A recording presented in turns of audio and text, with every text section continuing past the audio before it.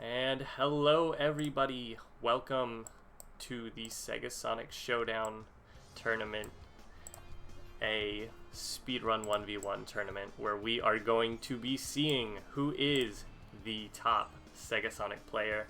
Hopefully, I guess first things first, make sure we're actually live, and it looks like we are, so we've already hit our first big hurdle for the day. Beautiful.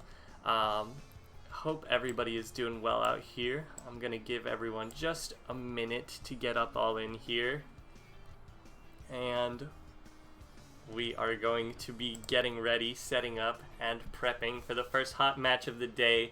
It's going to be MagoBeasley versus CubbinaTheMermaid. Both of these players have been practicing like crazy. I've seen it firsthand, so I can tell you right off the bat, we're looking to see a match just as hot as Volcanic Vault. So, I am going to be letting this kind of roll for a minute, and we're going to get right into it in just a second. Stay tuned, everybody, and we'll see you in a few.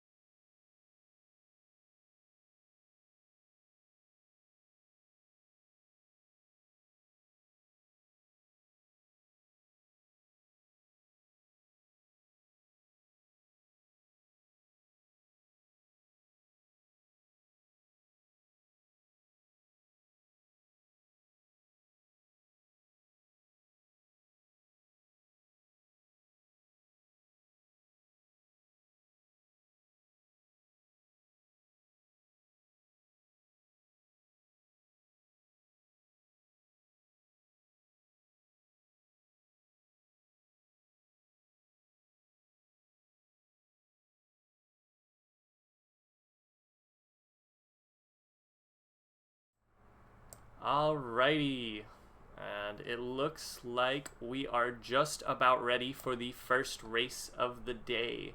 Once again, we have MagoBeasley versus CubbinaTheMermaid here, so we're going to be looking to see. Alrighty, perfect. We've got audio, got everything we need here.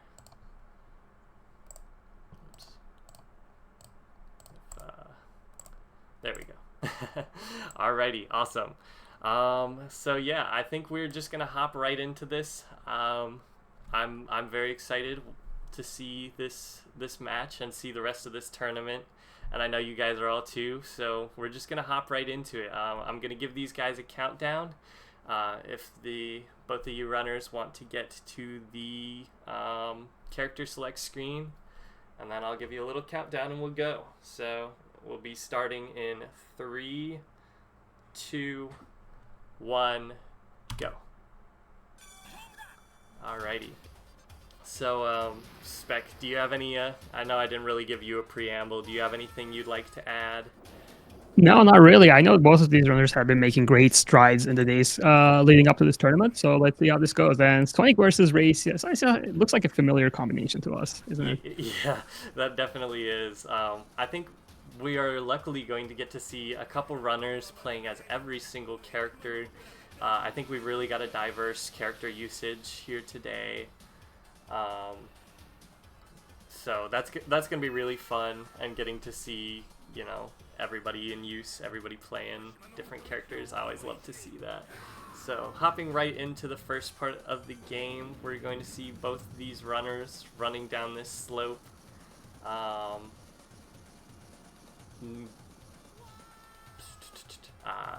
Just going right at it, right into the heat of the match.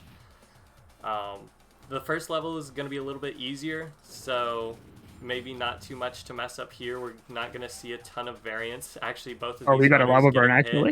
Hit. Yeah, lava burn on both runners, so they're really keeping it neck and neck right through the front stretch here.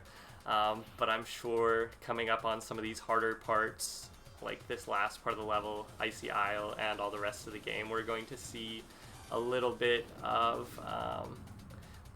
stuff each runner is going to run into. So right out of Volcanic Vault pretty much at the same exact time, so really that was keeping very it close. Yeah.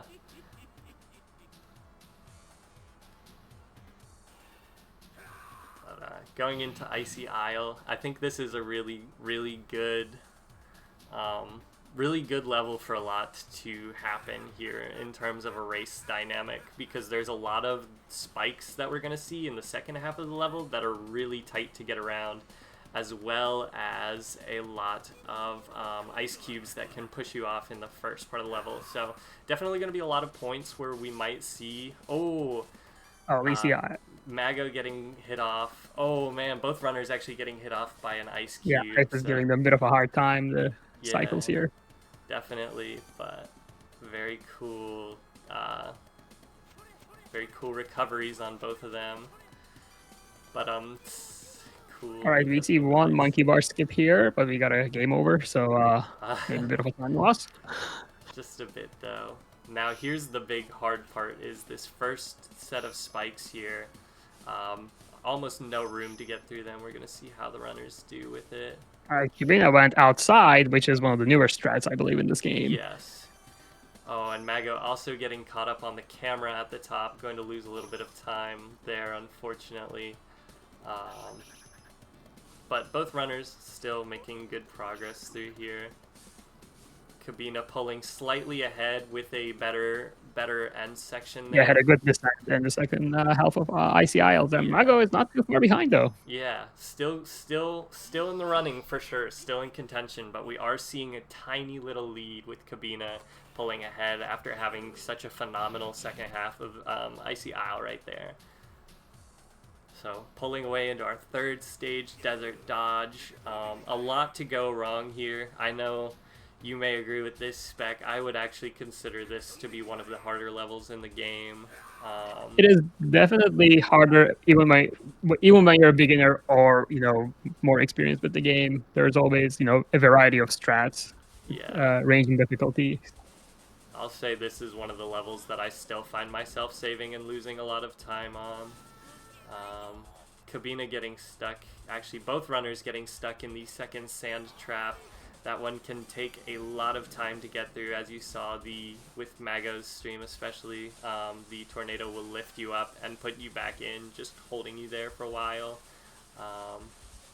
Cubbina has a very clean Caterpillars run through. That is going to be a really good time save right there for desert dodge. Coming up to the quicksand. Oh, we got a Caterpillar hit. Yeah, wow. Coming up to the quicksand, we're going to see both runners coming up here through the final stretch of this level. Really a front-loaded level. We saw a lot of what can be saved and lost already there. And you really just are running through quicksand, trying to save little bits of time, but nothing too crazy. Ooh, Mago getting caught in that final sand one trap. more life before the level ends. And now let's see if any of the players go for the trap tower setup. Ooh, yes. Speaking of new strats to the game, there is a new trick for trap tower that lets you skip part of it.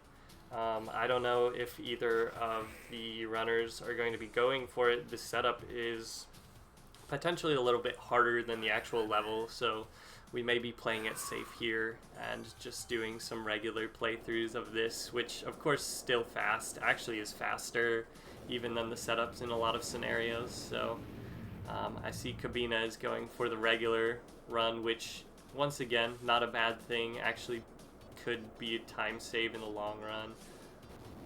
Getting caught, both runners getting caught on these electric hazards, but we're seeing Cubbina is just now finishing the Crushers segment, got out of it without really getting hit. Yeah, that was very clean. Yeah. And we are going to be seeing the ladder trick now, which is to climb on the right side of the ladder and go through the bombs. So this segment... Oh, Mago just went through one of the Crushers somehow. That was cool.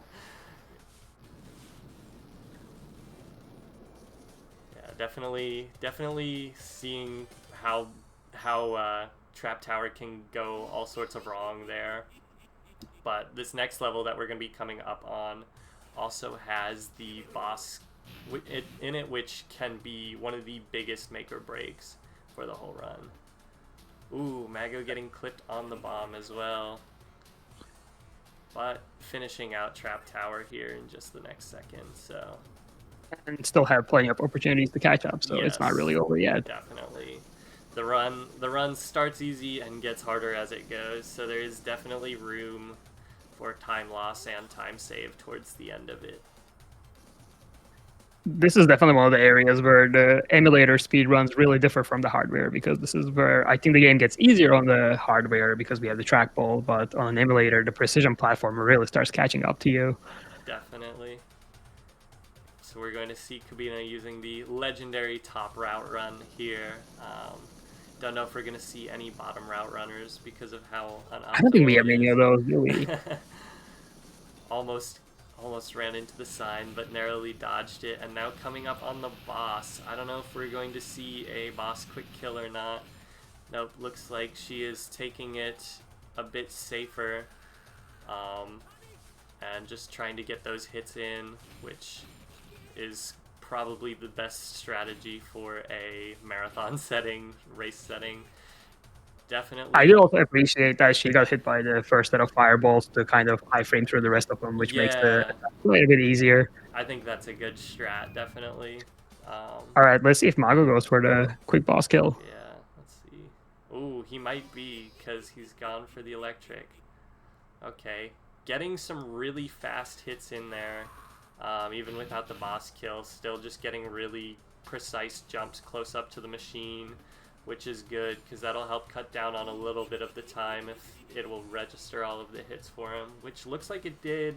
Now just trailing right behind Cubbina. I think he did manage to save a little bit of time doing that. Looks like it, right? So that was a really good boss fight for him. Now coming into Wild Waterway, this has got to be the biggest complained about level. I think everybody here, everybody in the tournament, everybody who's played this game will contest. This level is just hard. The first segment here isn't too bad. You just kind of hold down on this wall and the game gives you a little bit of a break, letting you dodge all of the bombs. But the second segment will kill you over and over and over again over the tiniest missteps. So we're going to be seeing pretty soon here. Cubbina is coming up on it, and then we'll be followed by Mago. seeing how these runners fare in it. This could be one of the biggest turning points for the run, or it could be a way to widen a lead. So this is going to be really, really big for them. We gotta hold your breath in the chat. True. Okay, Cubbina starting off with a death already here. Definitely, as you're seeing what I was just describing, the game once it starts, it just keeps going. But she was able to get through the first section after the death pretty handily, and we are seeing Mago go in now, who also is getting put through the ringer on this incredibly This is difficult definitely section. a punishing level. Once you take a death, it can be really hard to gain your bearings and start moving again, because the rafters are really small in terms of placement, and because we are on a keyboard, we are moving at top speed, so you immediately get a full animation again. Definitely. Now Mago approaching the second set of rafters. Let's see how that fared. Oh, he got a little bit of a glitching fight as well with waterfall. Yeah. Cubbina taking the safe route on Eggman Tower, choosing not to jump over any of these spikes to just try to get through them without taking so much damage. Definitely the safer strat for getting through this level faster, because if you jump over it and get caught, you will get double hit usually, which can just drain your health really fast and lose you lots of time. So taking a little bit of an intentional time loss there to make sure to get through it faster, just really trying to cement down that lead that she's got. Definitely a good strategy here. I would certainly agree that this is one of the games where there are times where you can go slow to go fast until you get a grip of like the more advanced strats, I guess, or setups. Yes, I will add kind of an anecdote to that, and a shout out, I guess. Recently on the hardware co-op record that was submitted by Hudson Argic, you'll see them do that a lot of times, take segments slow where they're just barely moving to get the precision and the movement to make sure that they aren't getting hit and dying a lot. So we are kind of seeing a resurgence of this, going slow to go fast all across the board in the meta.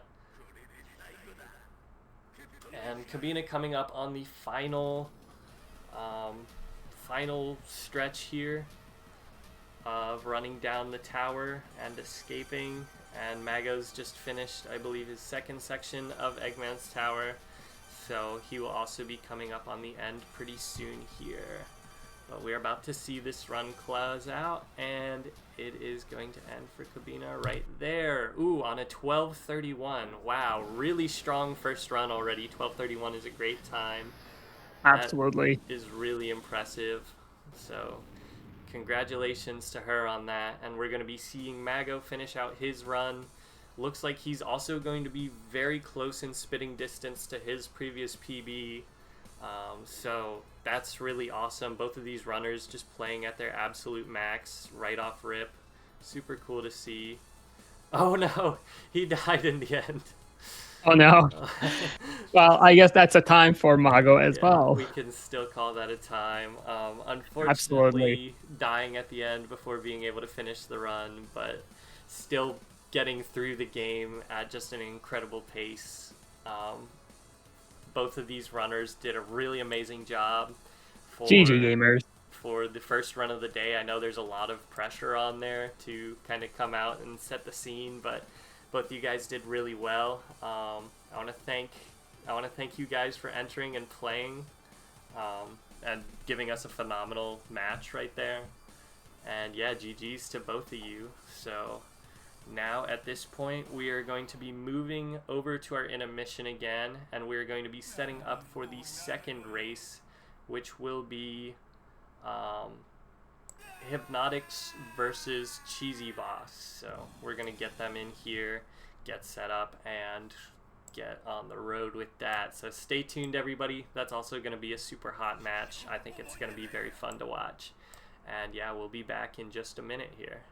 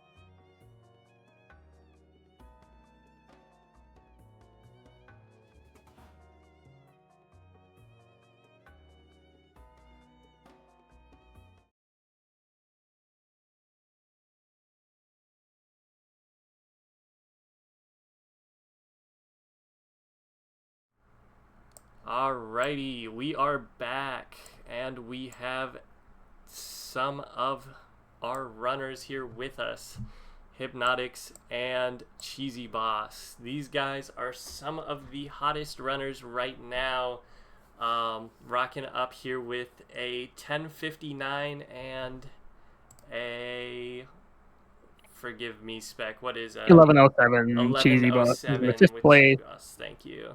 So both of these guys have really close PBs to each other. Could be anyone's game, which awesome, just the best thing we can see, really. So I don't have anything else to say before this one. I think we can just hop right into this one as well, unless you had something you wanted to add, Spec. No, absolutely. Looking forward to this race. We got heavy hitters this time. Yeah, I agree. So I'm just going to let you guys get into it. I'm going to start the countdown in 3, 2, 1, go. Alrighty, so we are seeing a Mighty run this time. We didn't get to see Mighty in our last race, so now we've seen all three characters, and we're seeing a Sonic. Boo.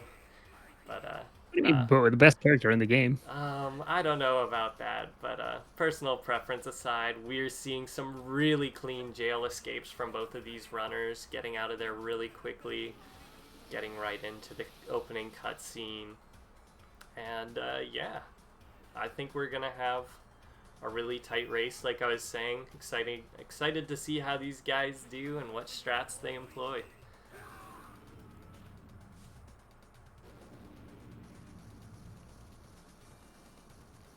So we are seeing right off rip Cheesyboss getting the boulder glitch, where that boulder that we saw chasing Hibnotix was completely disappeared. Very cool to see that one shown off here. And then coming up to the rest of the level, we're seeing Hib get a very good buffer to avoid getting burned on the lava. Cheesyboss also hitting the same buffer. Both of these we see a great attempt from Cheesyboss. Didn't get it that time, but didn't lose time either. Yes, actually very good backup on that to not hit it, but still be able to get through the gate quickly. And he did also get the hanging off the bridge, which does save just the tiniest bit of time there. But both these runners getting through Volcanic Vault very close to each other. Still anybody's game. Even the smallest mistake could turn the tables on this or widen the lead. So I also see that Mighty Hib only has 1 ring, so we might be possibly getting a setup for the wine skip down the line. True. See how that goes. Yes, that is true. So now we're going to see that ice cube section over again. See if both these guys are able to get around all of them perfectly. Hib hanging out towards the bottom of the stage, getting past all of it perfectly, coming up on the monkey bars and doing the monkey bar skip. And the monkey bar skip. Very nice. Cheesyboss actually took a jump over one of the ice cubes, which is a little bit harder of a strat, but he also was able to make it through perfectly fine. And taking the monkey bar skip, though getting it a little bit slower, not being in the air, using the quarter circle technique, but still able to make it. He also could, at this point, be setting up for a vine skip. So we saw both of these guys attack the bars coming uphill. The Cheesyboss missed it. I believe Hib was able to hit it and was able to get all the way through, running along the bottom edge, getting a really fast time on Icy Isle there. I don't think I have any notes about that. That was just no, really that was good clean execution.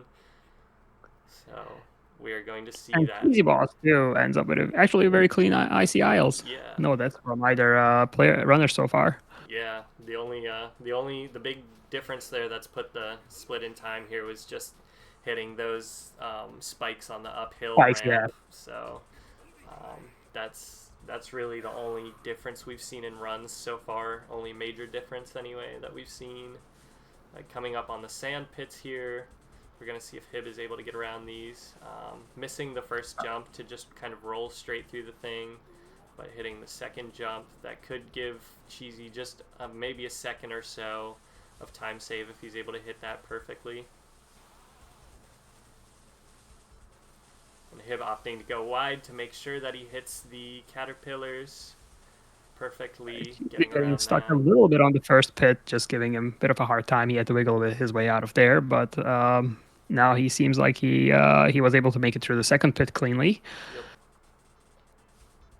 Hitting some of the rings and bouncing back. I kind of wonder if he's going for the rings on purpose to try not to game over later in the game, which is also a very good strat, especially for Wild Waterway and Eggman Tower. If you die, you really can get stopped, and it can be hard to regain your footing. So if he's trying to bulk up on his health, that's certainly a good and very interesting strat to be seeing in here.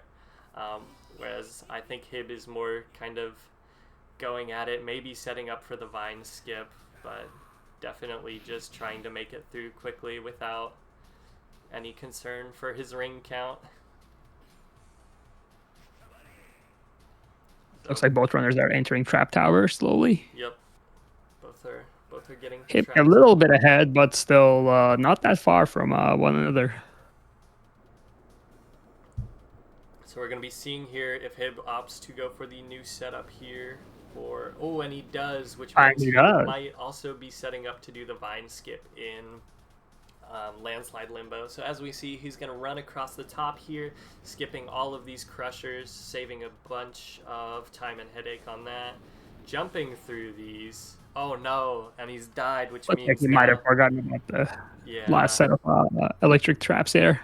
Which means now he's got too much health to do the vine skip later on. So that, considering Cheesy's health, he could actually go for it right now if he is able to keep his health where he's at. So he might actually be able to gain a second up on Hib by doing that in the next level.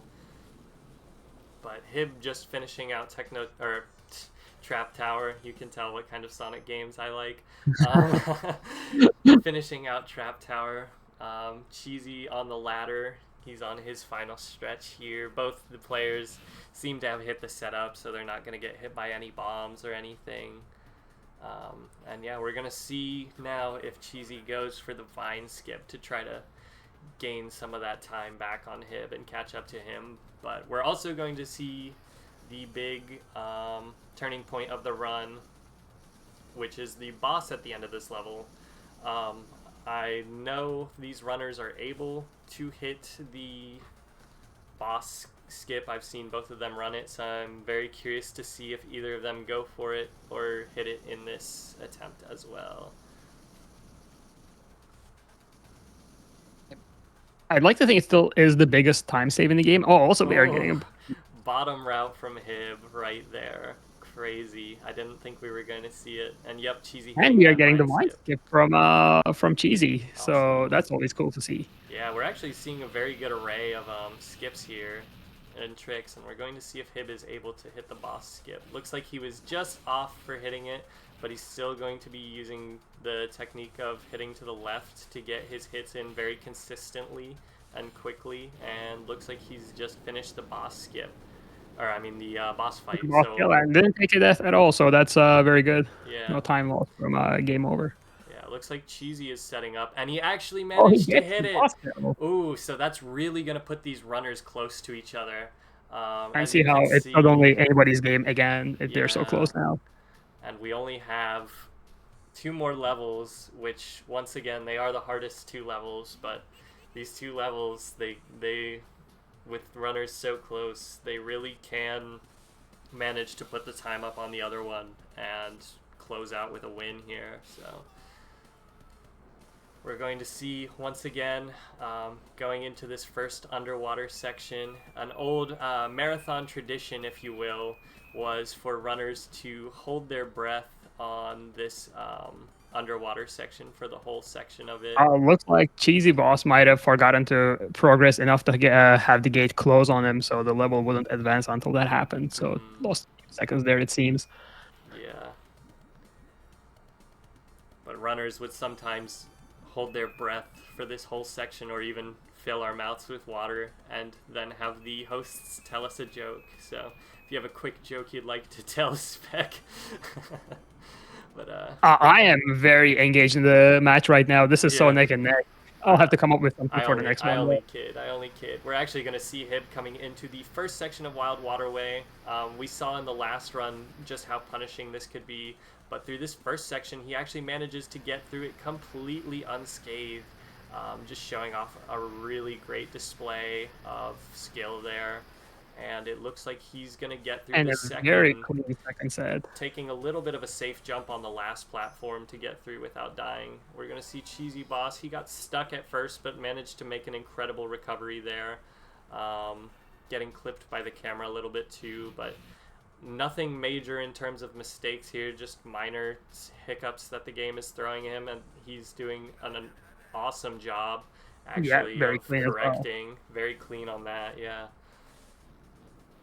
And we're getting to see Hib start his Eggman Tower. So this one, it looks like he's going to take it safe. He was on the cycle for the first three, but still decided to stop, taking an unfortunate death on that one, and getting caught. Looks like it's falling apart a little bit, but he was able to get through, and I'm sure he will be able to clean it up with the last one. Cheesyboss, of course, has the potential here, getting the setup. Now, if you're gonna go set up right now, I believe his will be a little bit faster. Yes. So depending. But on I think this, in a race, depending on the second section, but Hib is definitely leading right now. So as long as he can just manage to hold it down for this one last section, he should be able to come out ahead. He is getting stuck a little bit, though. I'm sure our commentary is probably not helping with the nerves. Yeah. But yeah, both these runners kind of having small hiccups, but overall managing to make it through. Cheese taking another death there. He's got just a few more platforms to go, and Hib is coming up on the final descent. I think in a race setting, being able to improvise in Eggman's Tower is a really good asset, because that almost never goes as planned, even, during a grind, let alone a race. It's true, yeah. So both of them being able to just pick up every time that they got hit and get right back on track is definitely very skillful. Hib doing a beautiful job of hugging these corners tightly just to get down very fast, and ending out with, by my count, an 11:25, giving him the race. So very close one. We're gonna see Cheesy doing his final descent, and once again also hugging the corners, maybe even tighter than Hib was, really just trying to finish out with the best time possible here, keeping it super close. He is on an 11:49. So GG's to both of you guys running there. That was a super good race. You guys hit so many of the really hard tricks there. I'm blown away. But yeah, that was really good. Just really good execution on Hib's part there, I think. Ordinary, baby! Get your propaganda out of here! But yeah, really, really, really good run from both runners here. I think tight execution helped Hib even to keep his lead through missing the boss skip where Cheese hit that. So GG's to both of you. Really good run there. And congratulations for the win on that, Hib. And yeah, we are going to be moving back to intermission to get ready for our next run, which will be Allybear and ValenDelMontón. So we're going to see that one next.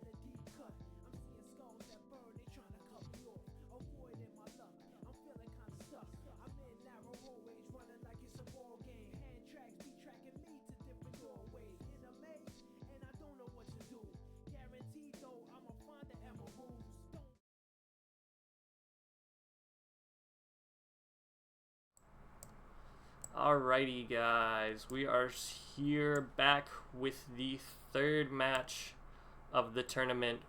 We have got Allybear versus Valen. We are just going to hop right into this one, I think,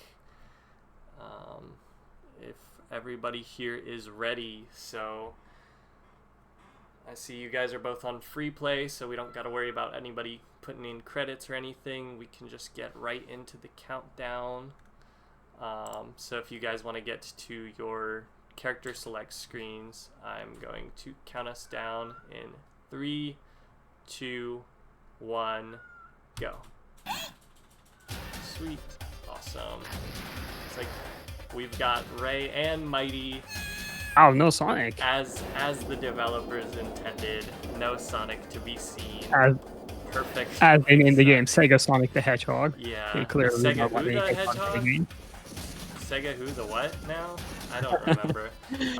But yeah, both of them got really clean jailbreaks there. That's awesome. I'm just going straight into Volcanic Vault here. I'm very, very excited to see this run. These are, once again, another set of runners who have very close times in their PBs. So this will be a very exciting run. Valen actually managing to get the boulder glitch. So we're getting to see that one again. That's super cool.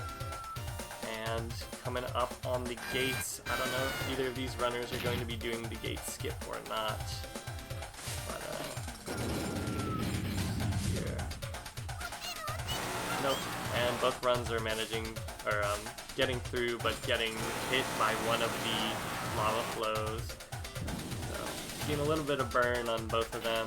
Both of them are like right on the exact same spot of the game so far. Really just tying through Volcanic Vault, though Ally is starting to get bonked around by the end of the level here, but still making it out fairly close to Valen, who has gained just a little bit of a lead. Coming up on our second level here. Down just a bit. Coming down to the little opening cutscene, and then we'll be back on that ice cube level again, and we will get to see that. This is our third race, and the viewers might have noticed that we haven't seen any game overs in Volcanic Vault, and just to fill that gap, you actually cannot take damage through most of Volcanic Vault, so that's one of the reasons why even if we see a lot of hits, we don't actually see a game over. So the game, it kind of treats that level as a bit of a tutorial level before the training wheels come off in Icy Isles, and you can see that the difficulty ramps up significantly. Yes. We're seeing Valen get hit at that upward spike section, just like we saw actually both players getting hit on that upward spike section and getting stuck there. So seeing actually a death from both players already in Icy Isle, but once again one from each, so they're keeping it pretty close. Valen was able to put just a little bit more on their lead with having a really clean second section of Icy Isle, getting through most of that fairly rapidly, going into Desert Dodge just a couple seconds before Allybear. So we're seeing they're both on the same cutscene. Ally had a very clean descent though in the latter half of Icy Isles. Yes, that is true. That is true. Let's see, Valen is coming up on this first sand pit. We're going to see how they do with that. Having to wiggle their way out of the end of it a little bit, but it was still a pretty quick one, and pretty much jumping and skipping the second one entirely. Ooh, and Allybear gets caught on the first one, taking a death, but she may be able to clean it up with the second one. Nope, also getting caught on that one. We're seeing Valen also was able to get under the worms really fast, having a really, really good desert dodge, making it all the way up to the quicksand segment right now.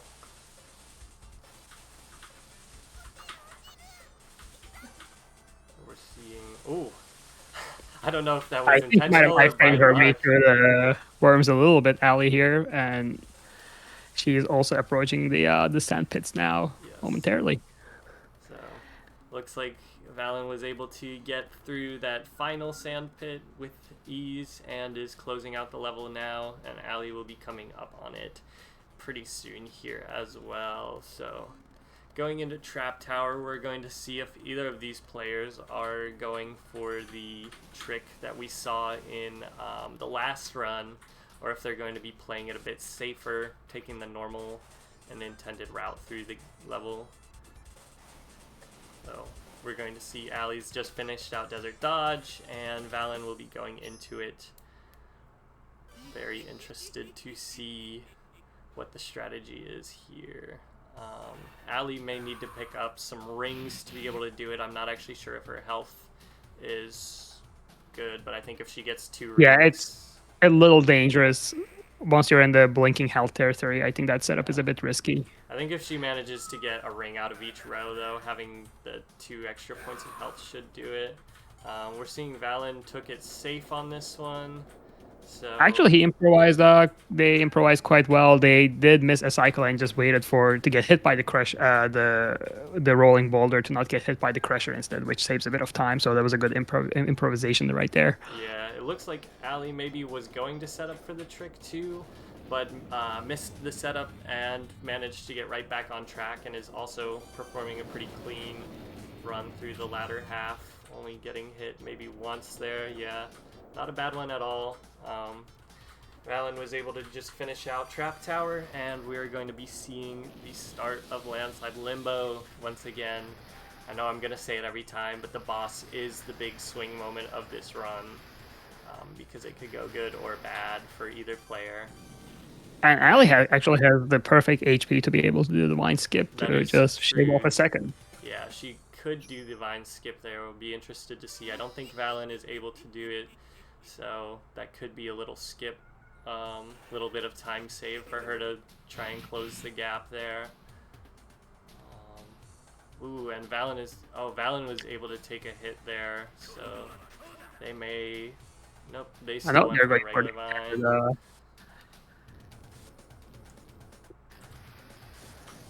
But yeah, we're seeing Valen get up to the middle section here, and we're going to be seeing Ally actually doing the vine skip here. Very cool to see that in. All right, I think that should have saved quite a bit of time, given that Valen also took a hit in that area, didn't he? Just earlier. Yeah, so we should be seeing Ally pulling a little bit ahead, or a little bit closer to catching up on that. Yeah. All right, looks like Valen will not set up for the boss kill. Yes, and it looks like they're struggling just a little bit to get hits in, getting hit by the electricity here. Looks like Ally's kind of done that same strategy of using the fireball to get some iframes to get up to the boss, and she's just relentlessly beating on that. I think she will. I was about to say she might just catch up, and she did. She's pretty much now right back on pace with Valen after that. Like I said, she had a really good boss fight, and they maybe struggled a bit more to not get comboed by all of the moving parts of the machine. So it is a challenging boss fight. The hitbox is much smaller than it seems, so you can hit the boss but not deal any damage, and that happened to Valen quite a bit early on. Yeah. I want to say, too, I feel like this has been the case for all of the runs we've had today, but the runners are coming into this level pretty much neck and neck, which I thought, the boss would be a bit more, telling usually. A lot of the times in a race, once the boss happens, you can tell, okay, somebody's really far behind now, and somebody's really far ahead. But all 3 of the runs we've had so far, it's been anybody's game coming into Wild Waterway, and this one is especially true with these guys literally just seconds apart. In this case, the rafter section might be the make or break, or even actually Eggman Tower can be quite punishing. So at this point, it's going to be anybody's game, really. Definitely, yeah. So it's just going to be who can do these faster. Yeah, by my count, they're maybe 5 seconds apart, if that. So Even a single death up here could totally set them apart or change the lead. Valen is putting a very clean first section for the rafters. Yes, unfortunately Ally was getting stuck there, so giving Valen a little bit more of an edge, but she's recovering pretty well, only dying or only falling off one more time. And she recovered that nicely. And Valen was able to do a very, very clean second section and get through. So looks like it's now coming down more to just closing out the Eggman Tower, which once again still could go either way with how hard that level is.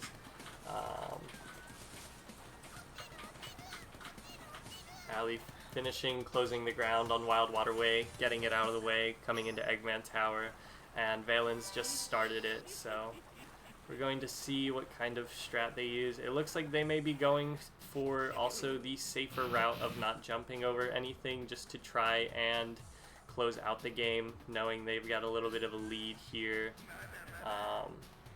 Just trying to get safely through at a fast pace. Yeah, and that was very clean. Yeah, very clean, very good use of strategy there. Looks like Ally's going to be employing a similar strategy, sticking to the ground to try and not take as much damage. Getting bumped around a little bit by the corner posts.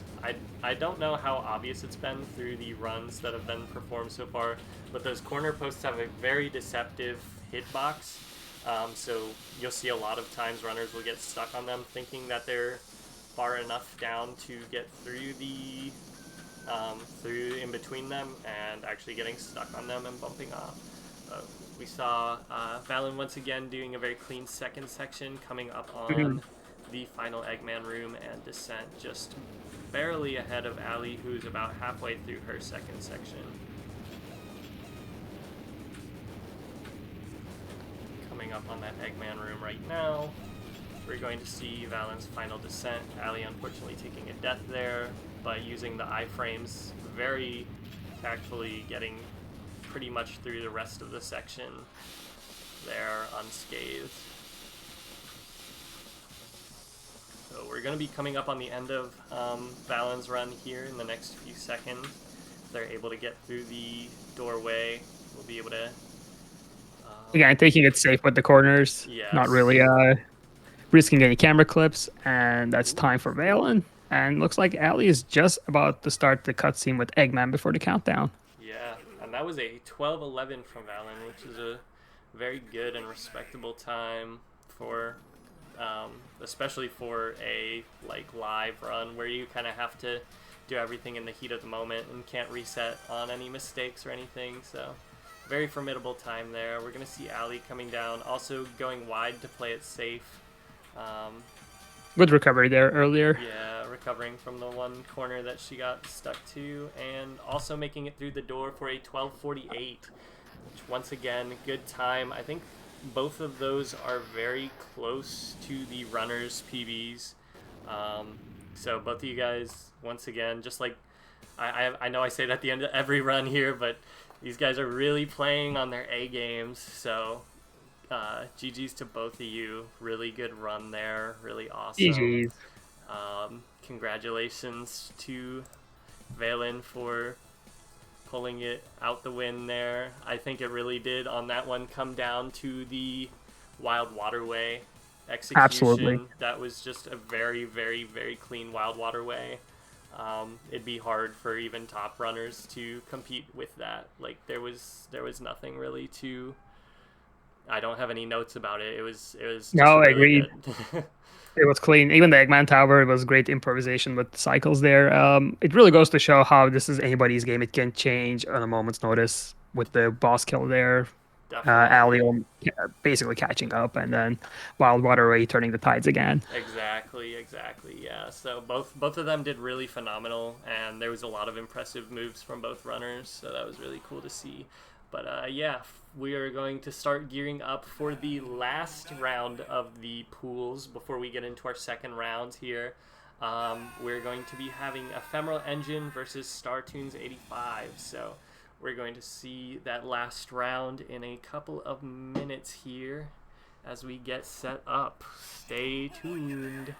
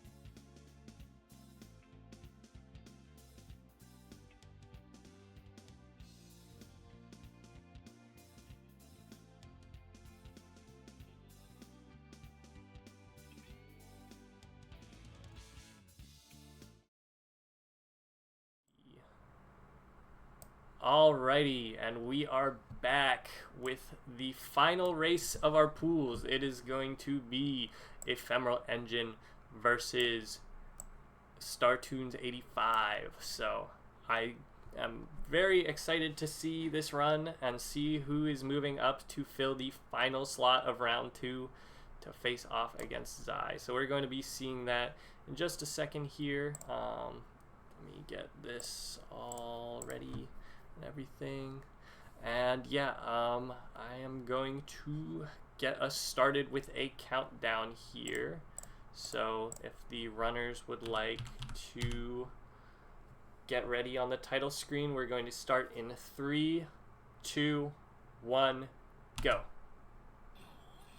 Alrighty. Double Sonic race, that's what I'd like to see. Double Sonic, yeah. I guess we've had too much of the other characters, so we're getting our first Ditto match of the race. We're going to see Sonic versus Sonic here. Pretty fun, pretty exciting, and yeah, we're gonna see. I see that Startunes might be having a bit of a control problem Might be here. having a bit of a control problem. Yeah, we may have to. Okay, there we go. He was able to get moving there, so maybe a bit of a technical difficulty. But looks like he's able to get through. Not too far behind here. We'll give him a little props there for giving EE a bit of a handicap. But yeah, we're gonna see the start of Volcanic Vault here. EE actually keeping the boulder glitch as well going. I think we've seen it through most of our matches now, which is crazy, because that was considered to be a harder trick to pull off, but we've seen a lot of these runners hitting it. Very cool.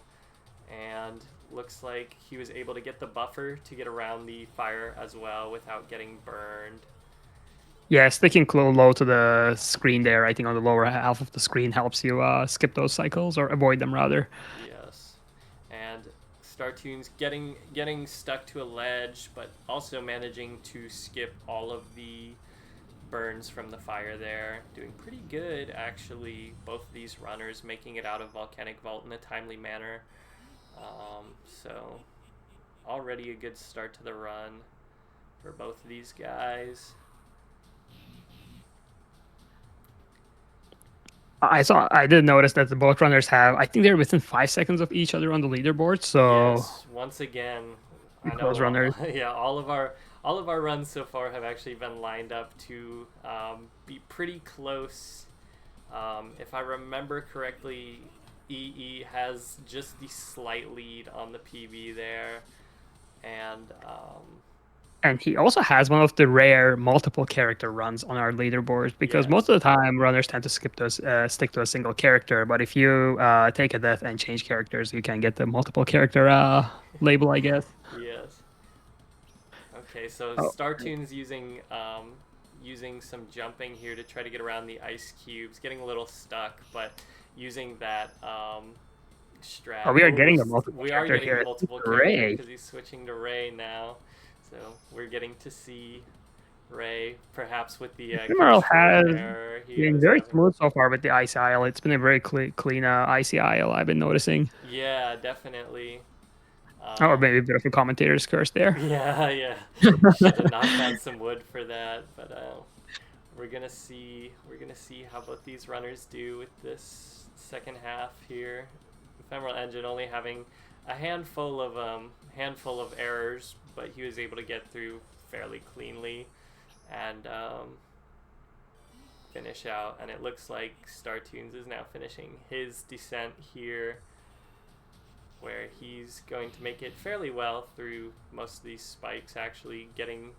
Oh, that was strange. It looked like he got bumped off of an invisible wall. Very Seems unfortunate. But he also, too, was able to clean it up and get through there pretty quickly.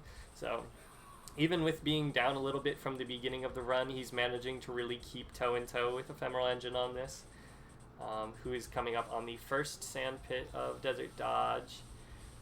Just managed to barely avoid getting eaten by the thing with mandibles and make it out of that.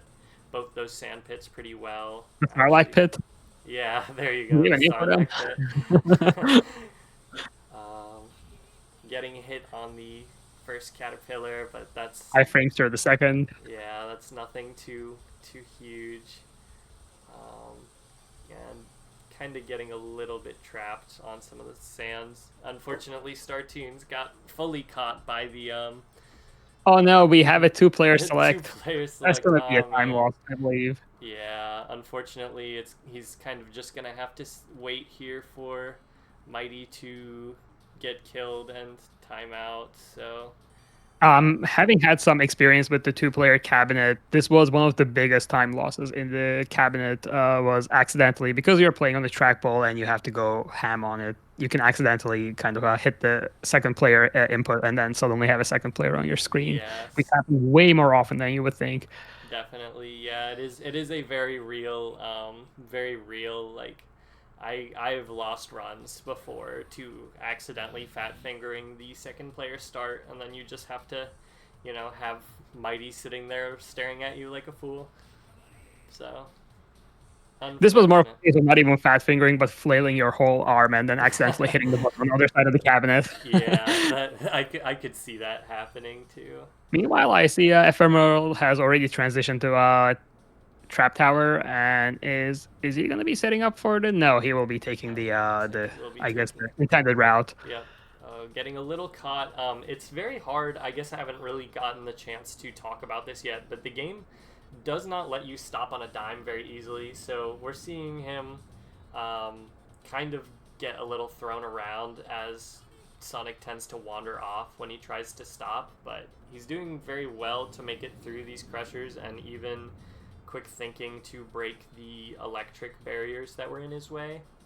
And overall, a fairly solid run down the first half of Trap Tower.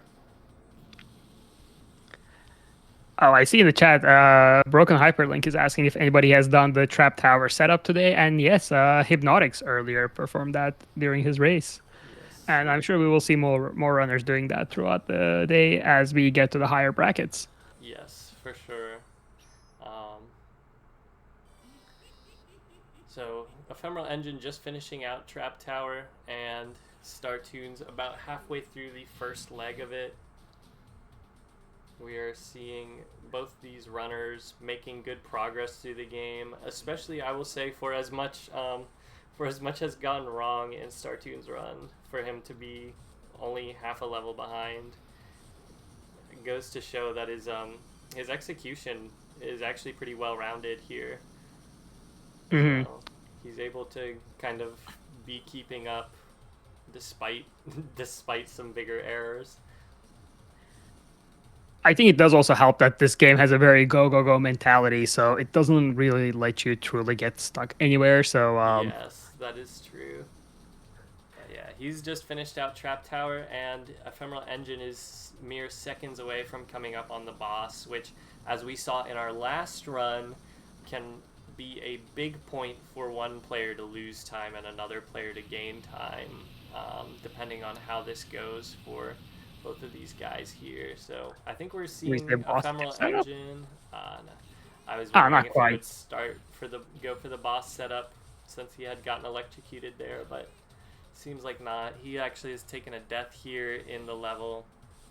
So, but it looks like also maybe it's set him up to kind of get in a better position. Hard to say. Startune missing the vine there once. Not a big time loss, but still. Not at all. He definitely could stand to put a little bit of time over EE with a good boss fight here. And that is true. If he is also able to hold it down for the last two levels, he actually could come out on top with this. So. Oh, are we seeing a middle route? Not quite. The legendary middle route run right there. That's quite cool, actually. He'll want this.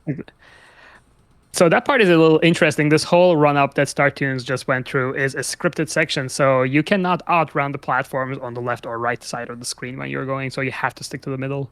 Yes. So he's taking a death here, but that does mean he might have some iframes coming into the boss. Ooh, he's actually kind of having some interesting collision with the boss. I don't know if it could lead to a boss kill, or rather the boss comboing him like it's just done. But here's hoping we'll see some good hits on the boss here. Looks like he's starting to get more acclimated to the boss and getting some hits in on it, which is good. And we see Ephemeral going through the first half of Wild Waterways and just about done now, starting the infamous rafter section. Yes.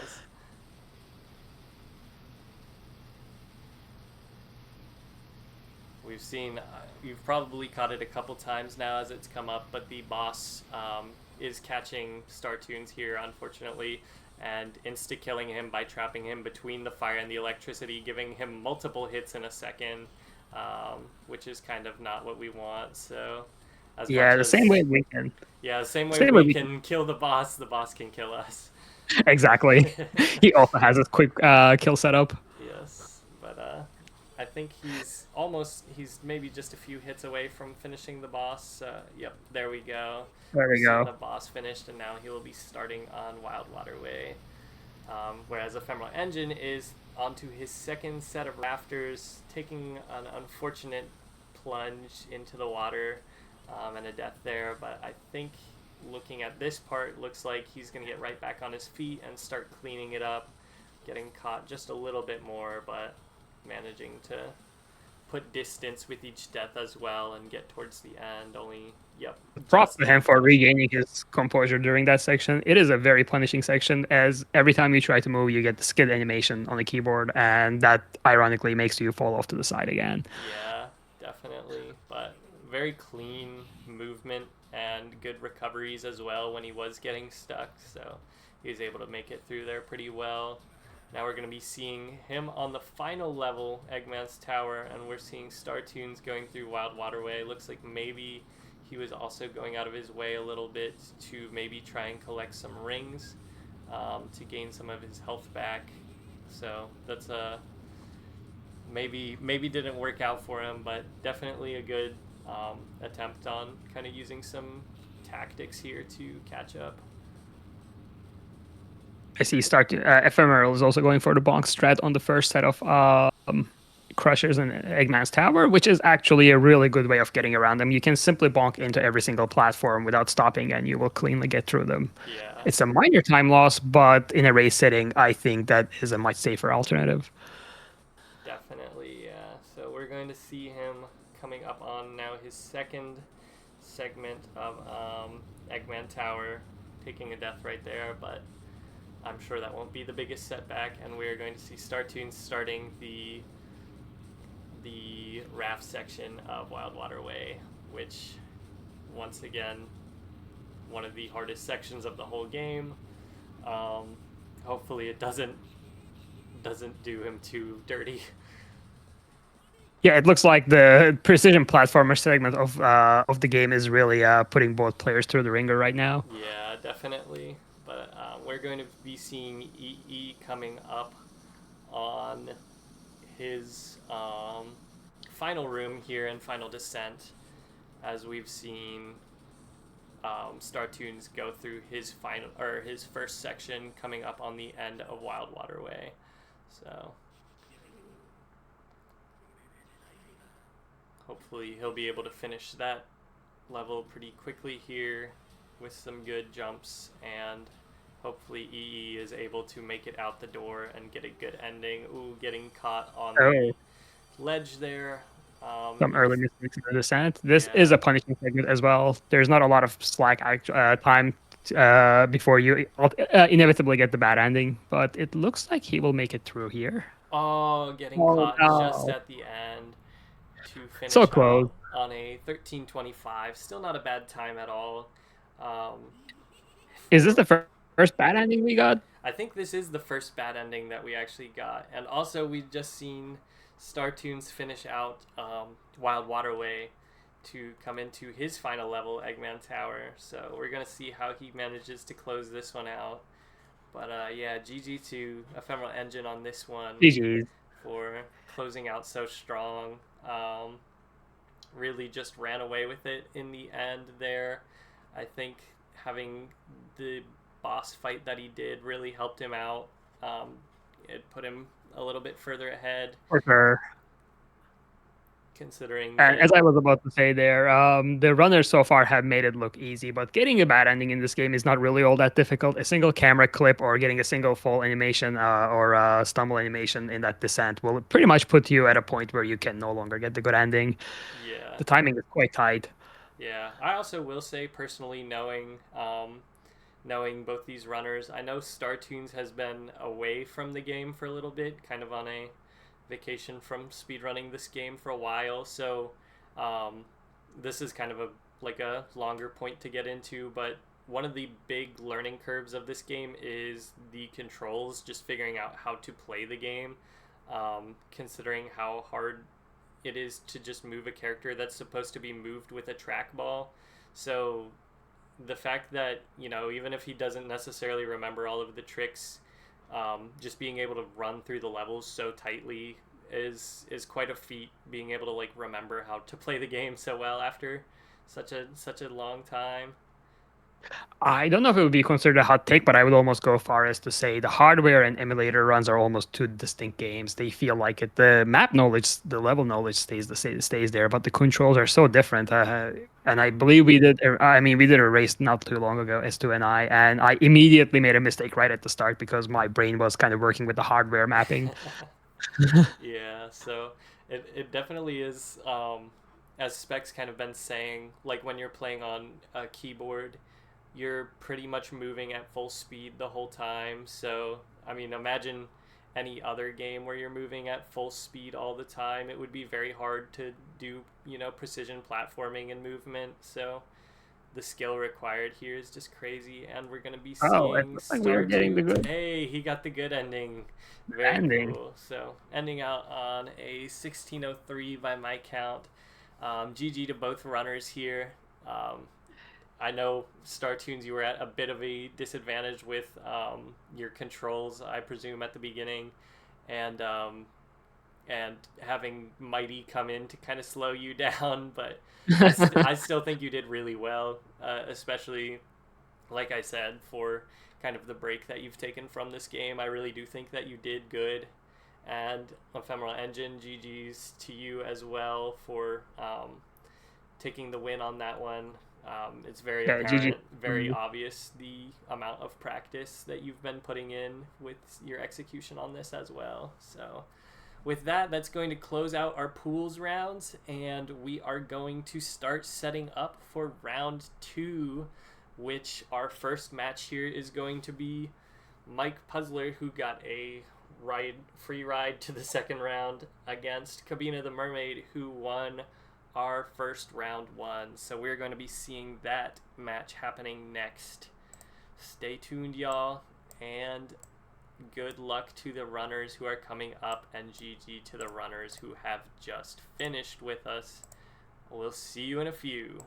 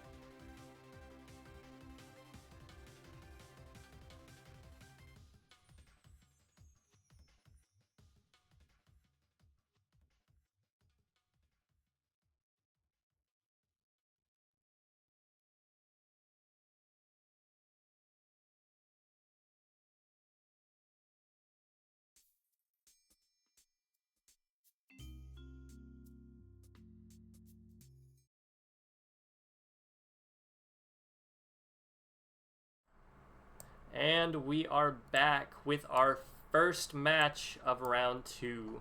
So we have got Cubbina versus MikePuzzler.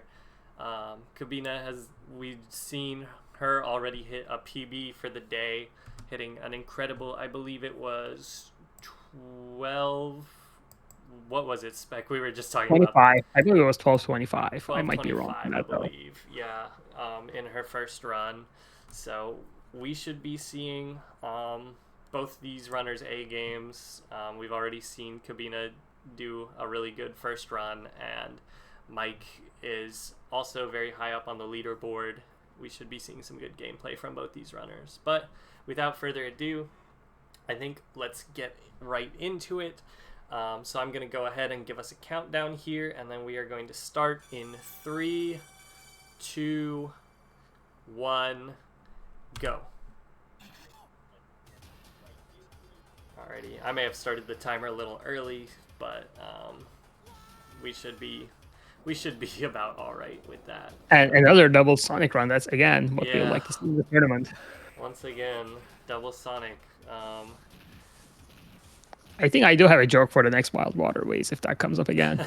Oh, okay, good. Yeah, we can discuss that then. But yeah, pretty good jail breaks. I think we've seen Cubbina here did a little bit of a safer route to break 2 of the bars instead of 1, just to kind of make sure that she didn't have to thread that needle on the way out. So very smart strat to make sure that you aren't wasting a ton of time. We were seeing a bit of a boulder glitch from Mike early on, and then if you start moving up in the level or further up on the screen, the boulder will reappear. So it's really a bit of a positioning glitch more than a speed one. Yes, but we are seeing pretty clean movement through. Mike was able to hit the buffer to get around the flames while Cubbina was hit by it, but it's not a huge time loss, just a very minor one there. And we've seen her get caught a little bit on the end of the ladder. Once again, very, very, very minor setbacks that aren't going to cost her a ton of time, but we are starting to see just the faintest little bit of desync between the 2 runners, where Mike is just maybe a second ahead or so. Very, very close.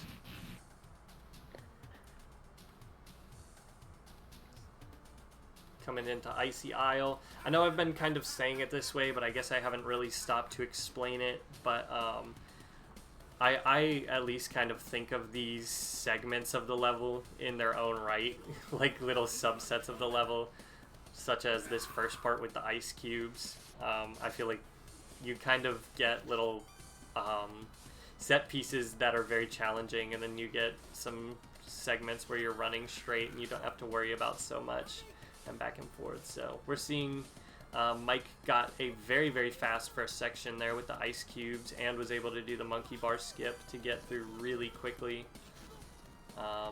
We see another monkey bar skip here, but we are also seeing a bottom monkey bar on the second one, which is I think the first in this event so far. I think so. Yeah, we did see Mike get caught on the spikes, but we're seeing Cubbina also get caught on some of the spikes on the uphill. So both of them have a little bit of a slowdown on the uphill, but it looks like Mike's downhill run is really shining.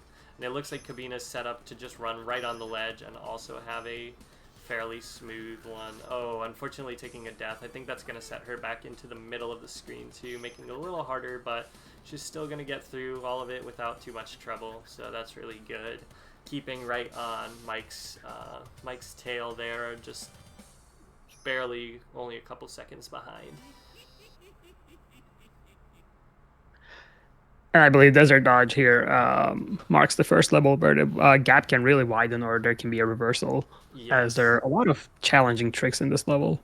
Yes, we've already seen Mike bump into one of the piles of sand. That's a smaller time loss, but time loss nonetheless.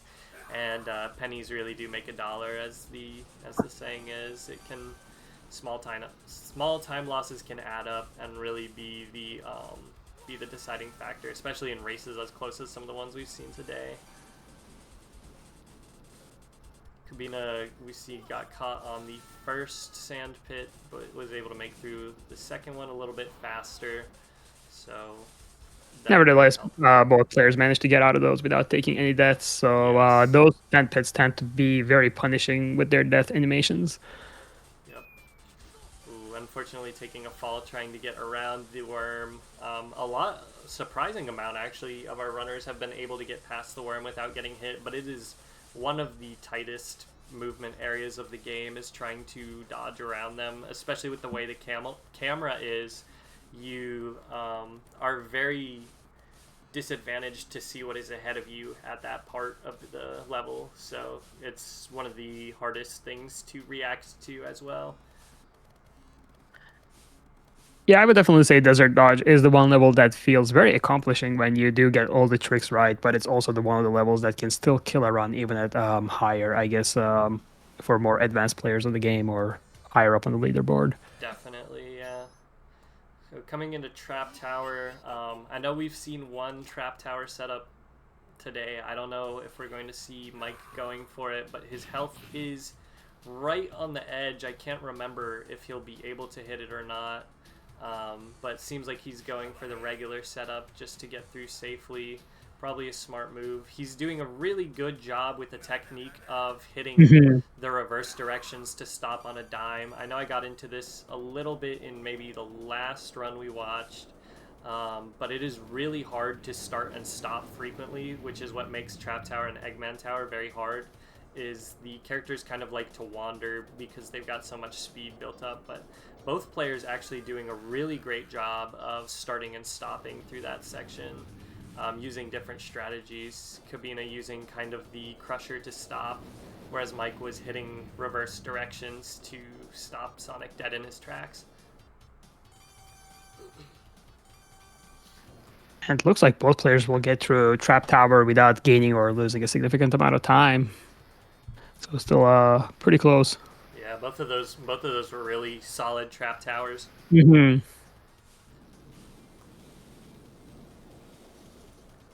So we're coming up on the big swing level, as we've seen. Looks like Mike has a little too much health for the vine skip, whereas Cubbina is at a really good spot for skipping the vines. That is true. Yeah, that is. It may not look like much, but that does save about a second or maybe a second and a half. So it is actually a bigger skip than it may initially appear if done perfectly. And I don't know if we will see it in this race, but there is a newer way of getting the vine skip that saves almost an additional second. We might see it in the higher up in the brackets, but let's see if Cubbina goes for the... No, she's also getting the intended way for the vines. Yes. We're gonna see here Mike coming up on the boss if he's gonna try and go for... Looks like he's just going to do the regular boss fight, not going for the glitch to skip it, but just trying to get some hits in. So that's very good. Good way to play it safe there. Just doing the regular one, and although he's taking some hits, he's making careful to stay away from the edges with the fire and the electricity. Where you can get instantly killed pretty fast, so that was a fairly good attack for the boss fight there. Whereas we might see Cubbina's playing it a little more risky, trying to get some hits in quicker, but also really dancing with death there. But luckily, she managed to go kind of in between the cycles of the fire and not die to that boss. Yeah, it looks like she might have actually gained some ground on that boss fight. Definitely, yeah. It looks like it's closing up, so if she can have a really solid Eggman Tower and Wild Waterway, she's definitely still in the running for this. Definitely. I feel like Eggman has not been kind to our runners today in the boss fight. Yeah, he is definitely not. I think we've had one boss quick kill the whole I guess 10 runners we've seen. Well, 9 runners really, but coming up, both of our runners in the underwater section. Now would be the time to hold your breath, take a big glass of water, and we're gonna hear Spec's amazing joke. Oh, I was just gonna say, I recently ran into a stream. There was this runner picking Ray for world record attempts. I thought that was pretty funny. Oh my God. I don't know if you agree with that or not, but Well, I thought he was gonna have a joke, but just like his runs, Spec's joke was not very good. Ooh. Oh, we'll let the leaderboard be the judge of that. Yeah. Okay. I guess I don't really have a ground to stand on there. But anyways, we're seeing Mike had a super clean first section of Wild Waterway, going up to his second. It's going to make it a little harder for Cubbina to gain ground, but he did fall in and die on the second one. So if she is able to put down the moves here, then she might actually be able to catch up. Also, do we have a controller runner? Because it does feel like Mike might be playing on a controller. I believe he's actually playing on a trackball, if I am... Oh, or a trackball. I was going to say, is it a controller or a trackball? Because if I the remember movement correctly, he is... I think Cubbina may also be playing on a controller, but I'm not 100% sure. But because yeah. I did notice in the trap tower, that was very smooth stops and looked like they might be trackball or controller, which definitely, again, in the levels with precision platformer, the trackball has a huge advantage, even though it may not feel like it. Yeah. Though you do sacrifice some of the speed that you get from keyboard. Yeah. Looks like, speaking of, he's going to be using this technique that we've seen quite a bit through the tournament now of staying low to the ground in Eggman Tower. Unfortunately, getting hit by the saw blades on the ladder, that is something that is pretty easy to happen. It depends on your camera position. I think that is the first time we've seen it this tournament, though. But yeah, even on the ladders, you're not safe. And as you know, this game is originally an arcade title, and it is a quarter muncher. So this is the level where I believe they really pulled out all the stops to make sure they get as many quarters out of the players as possible. And Eggman's Tower is really the prime example of that. Yeah. Ooh, a very, very clean first segment from Cubbina, actually. Definitely clawing her way back up to catch up with Mike here.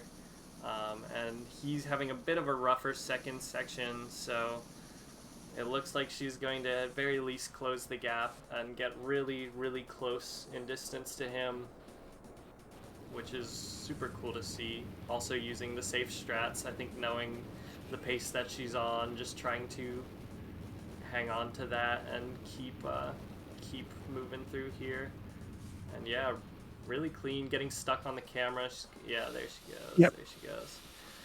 So yeah, those ladders, I know we've seen them be pretty smooth, but this run both our players had issues on the ladder, just showing how even simpler segments are still very dangerous because you can get hit and you can have the camera lock up on you.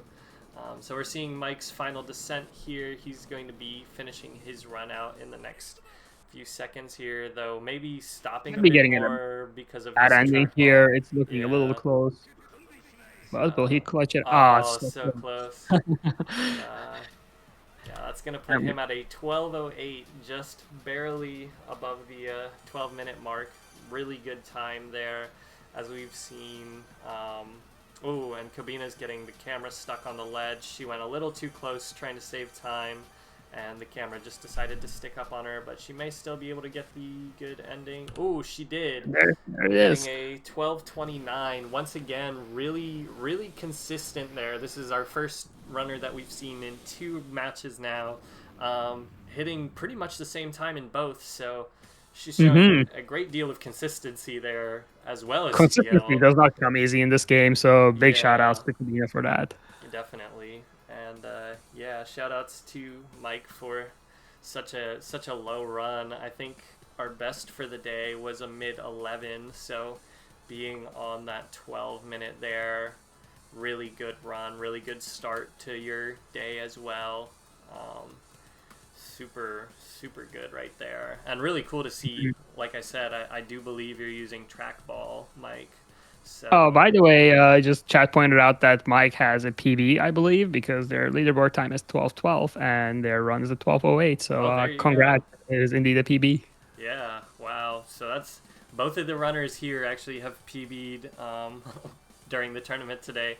So that's really cool. We're seeing a couple improvements from a couple people. That's awesome. Cubbina's first run was a 12:29 as well, so they're dead on their PB again. So wow, so then this excellent. Is kind of a PB as well. That's really cool. But yeah, I may have even started the timer a little early, so it may even be a 12:28 and a 12:07 or something like that. But yeah, Good game to both you runners. This is a great way to kick off our round 2. I really am surprised at how close all of these runs have been, but I was surprised by how close that run was too. I thought it was a really good one. So coming up next, we are going to have, let me check it out. It looks like we are going to have Zyzex versus Valen again. So we are going to be seeing another new runner and another returning one for our second set of round 2. So that's going to be exciting to see. Everybody stay tuned for that. Obviously, it's just going to keep getting more and more skilled and better and hot from here. So we're going to start seeing like real top tier runs, as we've seen here already, with these two runners just absolutely displaying a crazy amount of skill. But yeah, we'll be right back getting these two guys set up for the next round, and we'll see you then.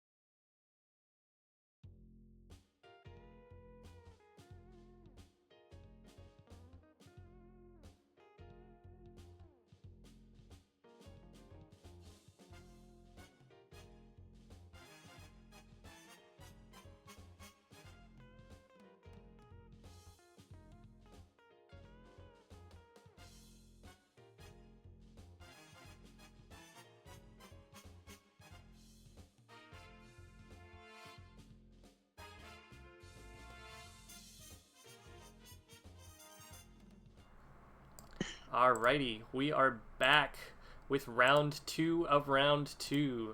Valen versus Zyzex.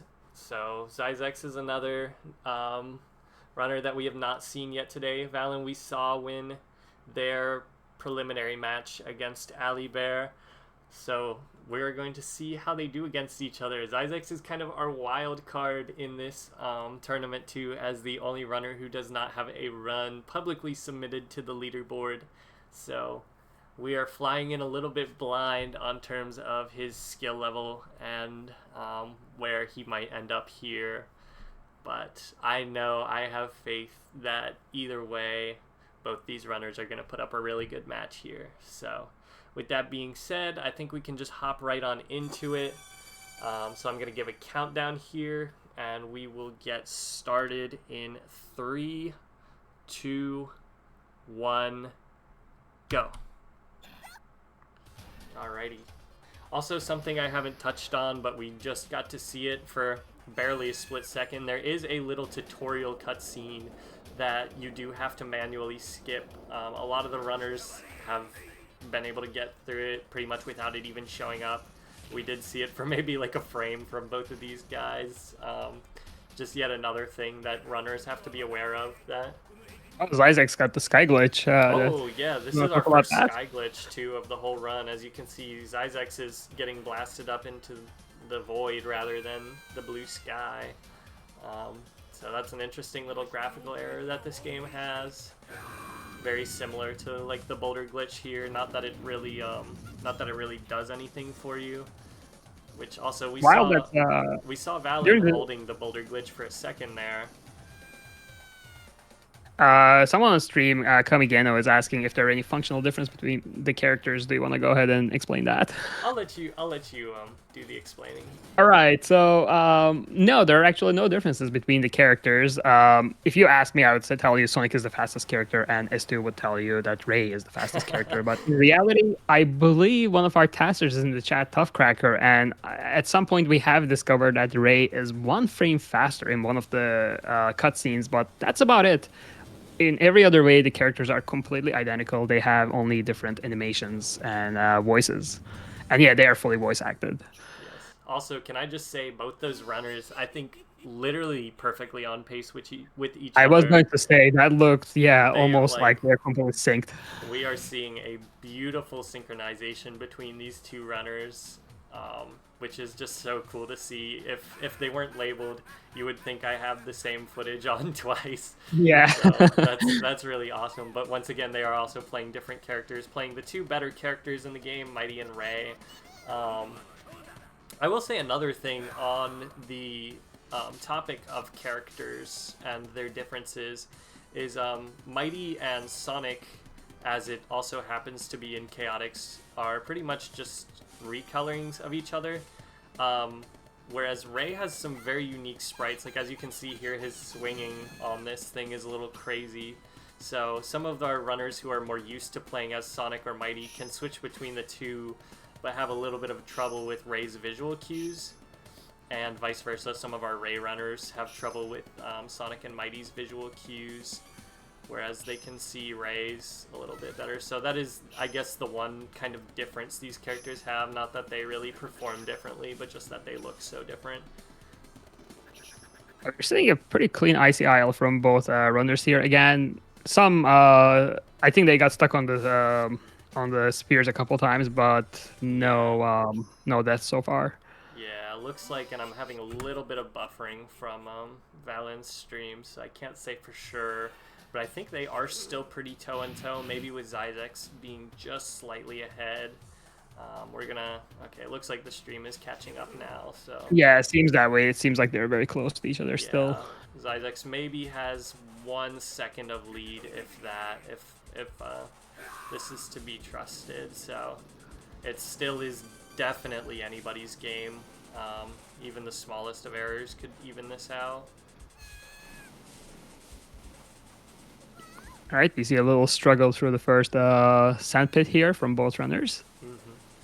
And let's see if Valen gets through cleanly, and he does. So it seems like that has been kind of one of the hardest part of the level for most runners, which is understandably so, because those sand pits deceptively have a tendency to eat jump inputs. Yeah. It's hard to describe, but if you run into them too fast and you get a jump in too late, they will outright pull you in. Yeah, this game moves so fast. This is already ancient history by now, but we saw on the Caterpillars that both runners swung wide to try to get a better setup, and while Zyzex was able to just barely squeeze through, it looked like Valen did get hit on the first one. So that'll probably stand to add a little bit more time between these two runners. But he was able to get around that second sand pit very cleanly, not even having to jump, just managing to thread the needle on a small little spot of the platform where you can actually stand and walk. So that's very cool there to see that. And that actually kind of helped him to within maybe 5 catch seconds up. of each other. Yeah, they're still very, very close. We're seeing all these stage transition cutscenes on top of one another, which obviously goes to show. Also, while they're both lined up, you can see very clearly that Eggman's got this asymmetrical desk that goes up on one side and down on the other. But I don't know if anybody else cares, but it bothers me to no end that one side slopes down like that. Once again, I'm going to pretend I did not hear that. Both these runners still opting to use the safe strategy to just play the level normally. I don't think a lot of runners are practicing the new Trap Tower strat, which I know we've been kind of touting it as like the good and better strat, but honestly it does lose a little time to go for, and where it really makes it up is A, in consistency, and B, in health management. So I know Spec has been making good note here of characters' health coming out of this level for the Vine skip that we've seen a couple runners hit. In this case, neither of the runners are at a good health point to hit it, so they're going to both have to do the Vine as normal or try to take a hit before. I believe it is possible to take some damage with minimal time loss, but I don't know if either of the runners are willing to risk it in a race setting. Yeah. In my personal opinion, I don't know that it would be worth it to go out of your way to do that. Probably not. A game over is far more punishing than just waiting for the line. Yeah, that's my 10 cents though. And this is you might have noticed Zyzex jumped to the right at the start of the level, and Valen jumped straight ahead, and the camera clipped. And in this game, there is such thing as going too fast, where you will clip the camera, which will ironically result in a time loss. So it helps to know when to go slow and when to go fast, or when to take a corner to a bit more wider than you would think. Definitely, yeah. So we're going to see both these runners actually coming up onto the boss here. If either of them are able to hit this boss skip, then it could be potentially the big make or break, and it looks like Zyzex is setting up for it. Oh, and he actually managed to hit it with a... That was an unusual setup. Yeah, a completely different setup from what we've seen so far. And I know that's also different from what me and Spec use, so I'm very curious to know if that's his own creation or where he came up with the idea for that setup. But he was actually able to hit that, and as we're seeing now, it's starting to open a bit of a time gap between the two of them, where Valen is having to go through and fight the boss the whole way, whereas... Still ended up having a pretty solid boss fight, all things considered, yeah, so I don't think it's going to be that big of a time loss. Yeah, it's not that Valen did a bad boss fight to lose time, it's just that Zyzex was able to save so much time, really, because that was still a good boss fight, like you had said. Oh, absolutely. Boss skip is the biggest time save in this game so far as we know, and it is one of those points where you're running the game, it makes a big leap. There's where you get your first big PB, I guess, or your first big stride when you're running this game. It seems like on the leaderboard, it seems like a lot of runners are kind of hung up, I guess, at the 12-minute mark, and a lot of the runners that go below the 12-minute mark get the boss skip in their runs, so it kind of seems to be the make or break on that, like, minute barrier there. He seemed to be getting a bit of a lag on Valen's stream again. I'm not sure if that's going to recover, but I imagine they're going through the first half of Wild Waterway right now, and Zyzex is having a bit of a hard time with the platforming, but looks like he is trying to recover.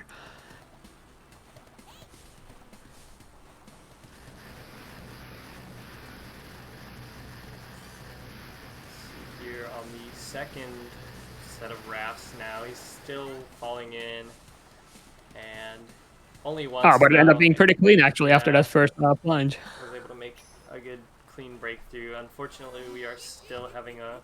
Oh, there we go. Valen's is back. There we go. Very good. So. And he's done with the first half of his rafter, first part of his rafters, and going to the second one. And you will see that some of the runners here will jump after climbing on the wall to advance the camera a little bit, just to get that rafter appear on the screen a bit quicker, which can save a bit of time. And if you're very optimal, you can actually skip a raft cycle. Yep. So Valen was able to finish that without taking any deaths, kind of running back and forth to do a little bit of recovery. He was a little too far ahead at some points, but they were able to get back onto the platform instead of falling in, which is most important. Excellent first section of ET from Zyzex. Really good. There were a couple of bonks, but he was able to gain his composure and continue without taking any major hits. Yeah.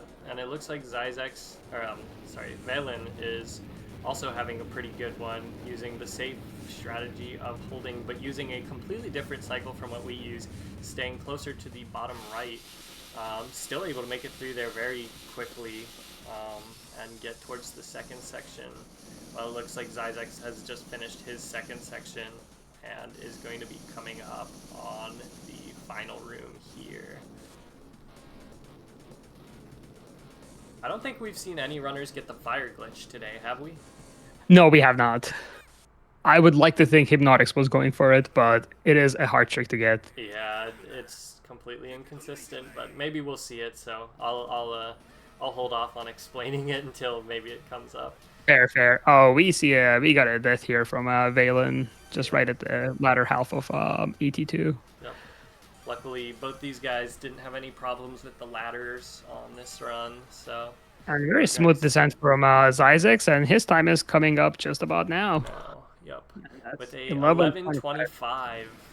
Is that a tie with the best run in the I race? believe it is, actually. Yeah, that's really funny. But that was a super strong run, especially for his first run of the day.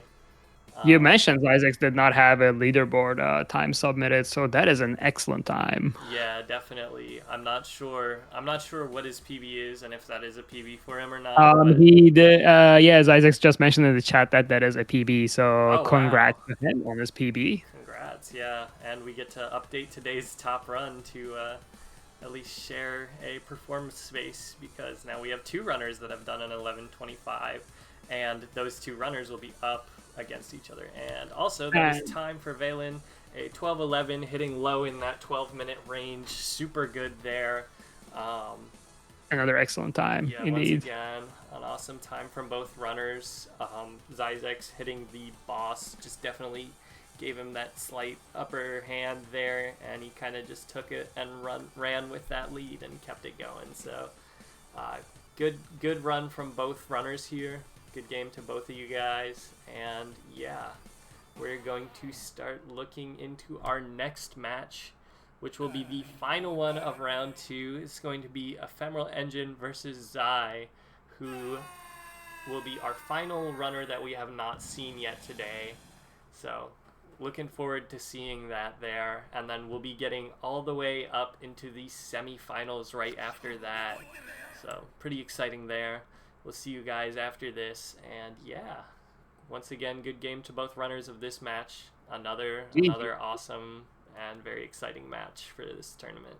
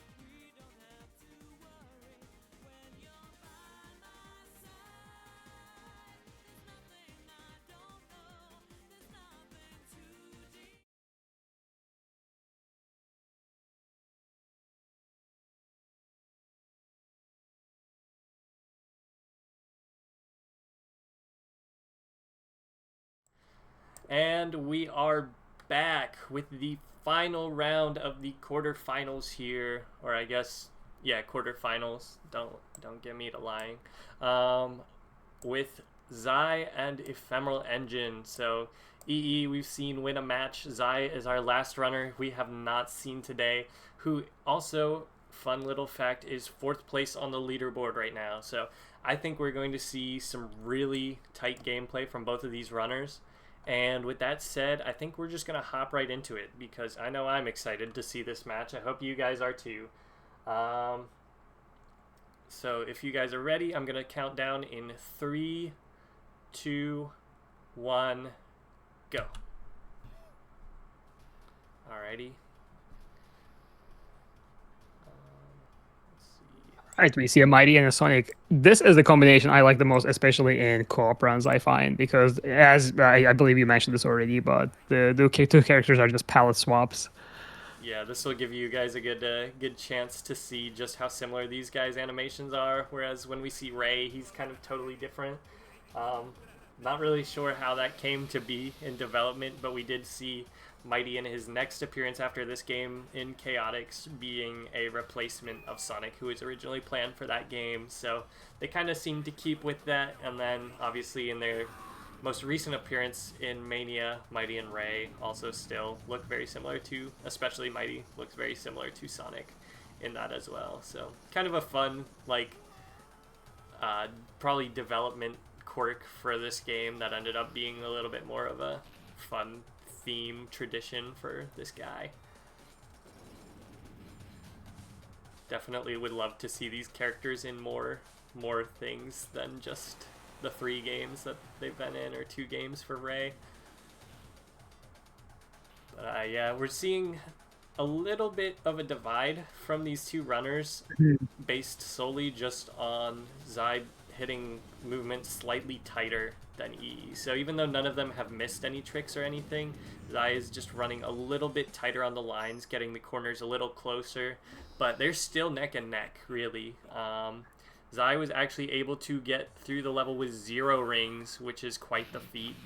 I'm sure that they are probably gearing up to do the monkey bar skip here into the trap tower strat to have enough health to do the vine skip, which is really the trifecta of damage boost right there for this game. Mm-hmm.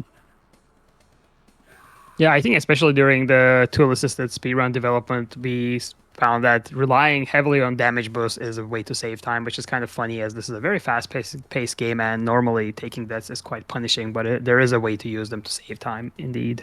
Yeah. Also, I would like to mention, I forgot to mention it, but we did see both the Black Sky and the Invisible Boulder in that volcanic vault. So thanks to one of the chatters for reminding me of that. Mm-hmm. We are definitely seeing some of the cool quirks and strats in this game starting to come out of the woodworks to show their face, which is awesome. Oh, and this doesn't come up much, but since Zai got 0 rings in Volcanic Vault, the picking up rings actually does slow down the counter animation at the end of the level, but I believe it's like 1 frame per ring, so it's not a very significant time loss in RTA setting. Yeah, for being a Sonic game, we're going to count our blessings that's all we have to deal with, the countdown, and not like the classic Sonic countdown where going slower is faster. EE had a little bit of damage taken on the descent, getting caught a couple places and I think falling off once, but honestly was still able to recover. So we are seeing a little bit of a lead develop, but nothing so crazy. I'm interested to see how Zai took a wider route to go around the hole, which worked fairly well. But they nailed the second jump, so I think I'd say that was one of the cleaner early desert dodges that we have seen so far. Definitely. Ooh, EE actually getting all the way over the hole entirely, using the ledge to extend his jump a little bit. Unfortunately, getting caught in the second sand pit there. But that first one may have saved some of that time that he lost, because that was such a good jump on that. That is true. That was very cool. I don't think I've seen a lot of runners use the kind of the stumble or the coyote animation to skip that sand pit. Yeah. both runners, I think, were able to get pretty well around the worms. EE kind of getting caught by one of the ledges, but ultimately not taking damage on the worm. So. We might be seeing the divide further a bit because I had a very clear desert dodge again, so that was a very tight platforming in that level. And again, this is in my opinion the hardest level in terms of precision platforming in this game, at least in a speedrunning context. Yeah, definitely. I'll say it's a run that, or not a run, a level that has a lot of time saved to give and take. I'd say maybe Wild Waterway is still a little bit more difficult, but there's definitely a lot that can go right or wrong in Desert Dodge. So coming up on Trap Tower, we're going to see if Zai goes for the setup, and it looks like they are. So they actually managed to get the setup. They're going to be able to skip the first 2 segments of Crushers here, and they are at a low enough health that as long as they can manage to not take any more damage throughout the end of Trap Tower, that they will be able to do the vine skip. So that was a very quick first segment there, since they didn't have to worry about starting and stopping. EE is going to be taking the normal route, getting crushed and bonked around a little bit by the weird hitboxes of the legs of the Crushers, but still managing to pick up and recover pretty well and just keep rolling with the punches there. Yeah, they're really not too far behind. And again, I would say Zai's setup on the Trap Tower Crushers was a bit slow, so an optimal Trap Tower here would actually save time and help him gain some ground. Yeah, definitely. But coming up on the ladder, he's not too far from the end of the level, whereas Zai is just starting the landslide limbo, the 5th level. Excuse me. So. And I mean, it's probably a good point to remind that now we are entering the part of the game where big time saving losses can be made. So, but we see a vine skip here from Zai as expected, and excellently executed. Yes. So Zai was able to do the health management of the game absolutely perfectly, managing to take the hits in the 2 most optimal spots, and then do the vine skip, and now does not have to worry so much about avoiding rings. As you can see, they've only gotten 10 rings throughout the whole entire game, which is a little bit harder than you'd think.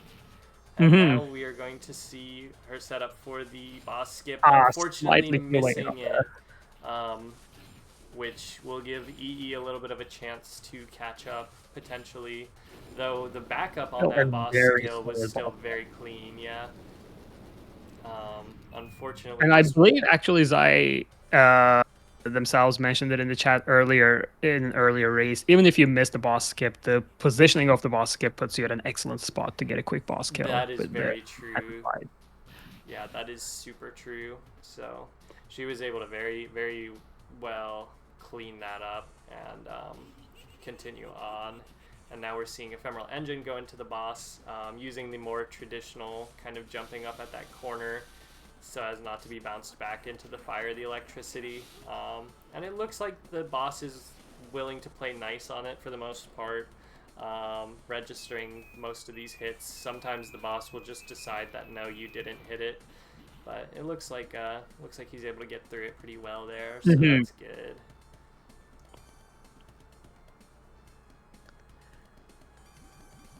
And looks like Zai is halfway through the first half of Wild Waterways. I don't know about you guys too, but I do like to think of these levels as discrete sub-levels. Like in my head, there'll be Wild Waterways 1, 2, 3. Yeah. 1. Yeah. Like, 2 is the first part of the rafters, the second part of the rafters, and same with ET. It's like ET 1, 2, 3. Definitely. I will say too, Zai's health is a little low to where they could be in trouble if they fall off of one of these rafts, because it would also result in a death there. So they're definitely gonna have to play a little carefully. Ooh, I may have jinxed it. That may be my maybe a bit of a commentator scare situation. Yeah, but they were able to cleanly recover there, and going into the second segment, I'm sure we'll see. Yeah, and absolutely like a very flawless. Good. And skip the rafter too. Very good. Excellent. Yeah, so now we'll be getting to see pretty soon up here EE's take at the same level. And we will be also seeing Zai going into the final level of the game, Eggman's Tower, which we have seen maybe the trickiest of all. Ooh, EE going for the jump off the wall too. I don't know that we've seen a lot of runners do Not that. many runners have gone for that, surprisingly. Yeah, it is a very small time skip, but if you jump into the wall, you can bounce Sonic off of it instead of having to turn around and run all the way across. So it does save a little bit of time. Maybe one of the more that Zai is having a bit of a hard time with one of the crushers there, with the Eggman right on his tail. Yeah. Seems like Wild Waterways really wants to give EE a run for his money too, though. Keeping him right on the edge of platforms and just not giving him a break at all to get... Oh, looks like he managed to recover, though. Yeah, he managed to actually make it through the back half of that section very cleanly. So that is good. Oh, Zai missing the cycle just barely on that second one and getting caught on the crusher. Now looks like the pressure there is kind of throwing them off their rhythm. But let's see. Oh, and we've got a double Mighty now as EE has switched to Mighty. A late character change, so we are getting another multiple character run. Yes, maybe we'll see a double raid run later and get all three like that. But Zai is coming up on the final room and the final descent. And I believe there was some demand for a double Mighty race in chat earlier, so if you're still around for that, there you have it. There we go. But yeah, we're going to be seeing that. Oh, Zai got the glitch. Hey, there we go. So I get to talk about it. So there's actually 2 points in this final cutscene here. Once while you're outside that electric gate, and once inside where you can jump on the perfect frame to set your character ablaze like that. And Zai actually was able to hit it. So it doesn't actually do anything for you. It's just kind of a bit of a swag strat that runners like to try to hit to just show off a little bit.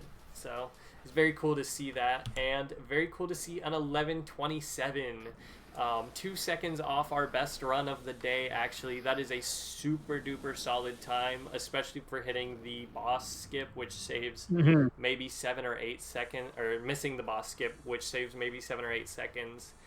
So if they had been able to hit that, that would have easily been a low 11:20 time. So really just goes to show the amount of work that Zai is putting into this game right now, catching up with, you know, even us on the leaderboard. I'm sure, given even the littlest amount of time, Zai will be a better runner than I am. And we are also seeing EE doing a pretty handy job of getting through the end of Eggman Tower here, taking a little bit of damage, but not getting stopped. And they should be entering the Eggman's chambers now, I believe. Yeah, So this will still be the final getting room up of to the game. the final room. And I see a lot of the runners holding up on that ascent there and getting the funky bonk animation, the zigzag. Yes, that is kind of a new development that we figured out that you can do that. Makes it just a little more consistent to get through that door, that you don't have to really time it, and you can just kind of. And it looks really funky on co-op runs if the players are not. Perfect They're a little yeah. off sync with each other. So we're seeing EE's final descent. We're watching Eggman fall into the water. But yeah, he's doing a good job of just keeping it right in the middle so as not to have the camera lock up on him, and getting almost 100 rings. And boom, there's his time, 13:09. Very solid run from EE as well, just over that 13-minute mark. So good game to both of these runners. Really, really incredible runs from both of you guys. So awesome runs from both of you. And that puts us now into our semi-final bracket. So we have just 3 more races for the whole tournament.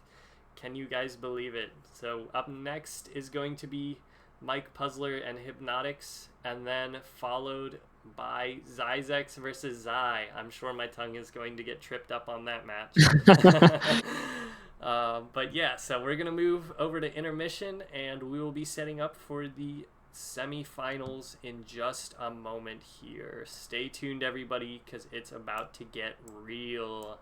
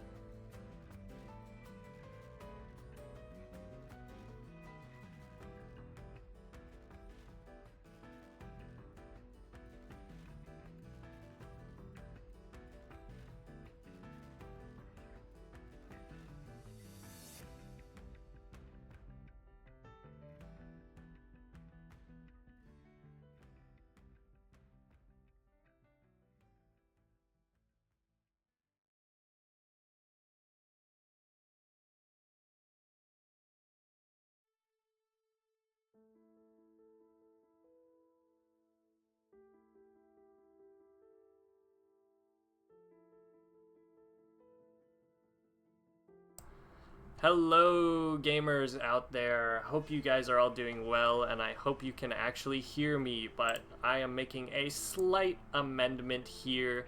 Unfortunately, Hibnotix is going to be dropping out of this match, so we are going to be tapping in runner-up from his match, Cheesyboss, to take his place there. So we are just putting the finishing touches on getting set up here, tapping him in, swapping these two gamers out, and we will be up with the next race in just a minute here. So hang tight, and we are going to get into another explosive match in the next couple of minutes here.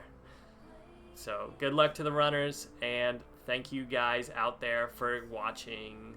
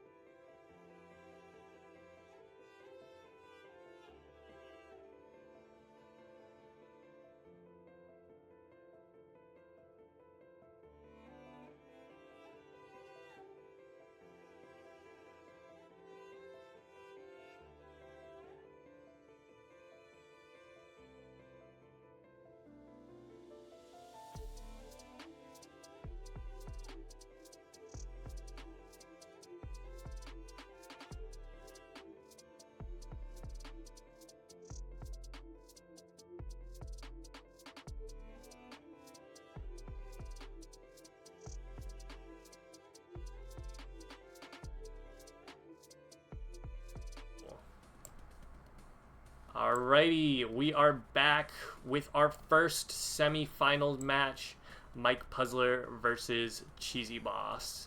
So, giving Cheesyboss his second chance to The redemption arc. The redemption arc, yeah, maybe to become a fan favorite here. Did we disqualify him because of that pop off after his first race, or did he have to?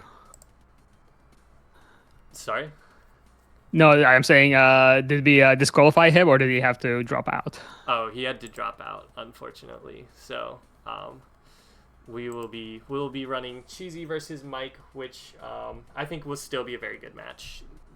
Oh, definitely. I mean, their race was neck and neck. So yeah. So both these guys have the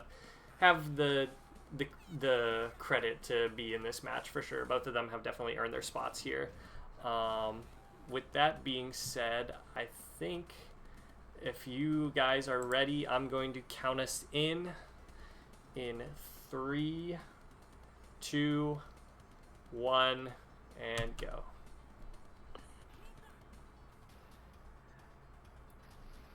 All right, another double Sonic race. Another double Sonic. We still haven't seen our double Ray. I guess. I wonder why. I guess it just takes a certain amount of craziness to play Ray. Oh, we are seeing some struggle with the prison break from Mike, but it is still very close. Yep, still super close. Both these guys getting out in a fairly timely manner, not having really a big issue with it. and I'm going to be very interested to see how this descent goes, because if I remember correctly, both these guys hit the boulder glitch on the first time, but it looks like only Cheesy got it this time.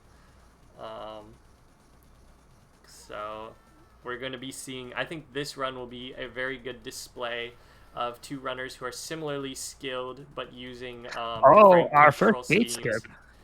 Oh wow, we did get a gate skip. Oh, and a double gate skip at that, actually.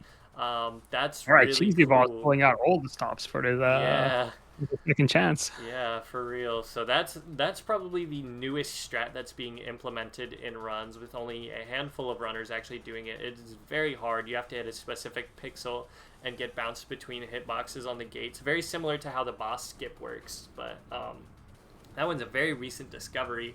So I wasn't sure if we were going to see it at all today, but luckily these guys are really just going at it.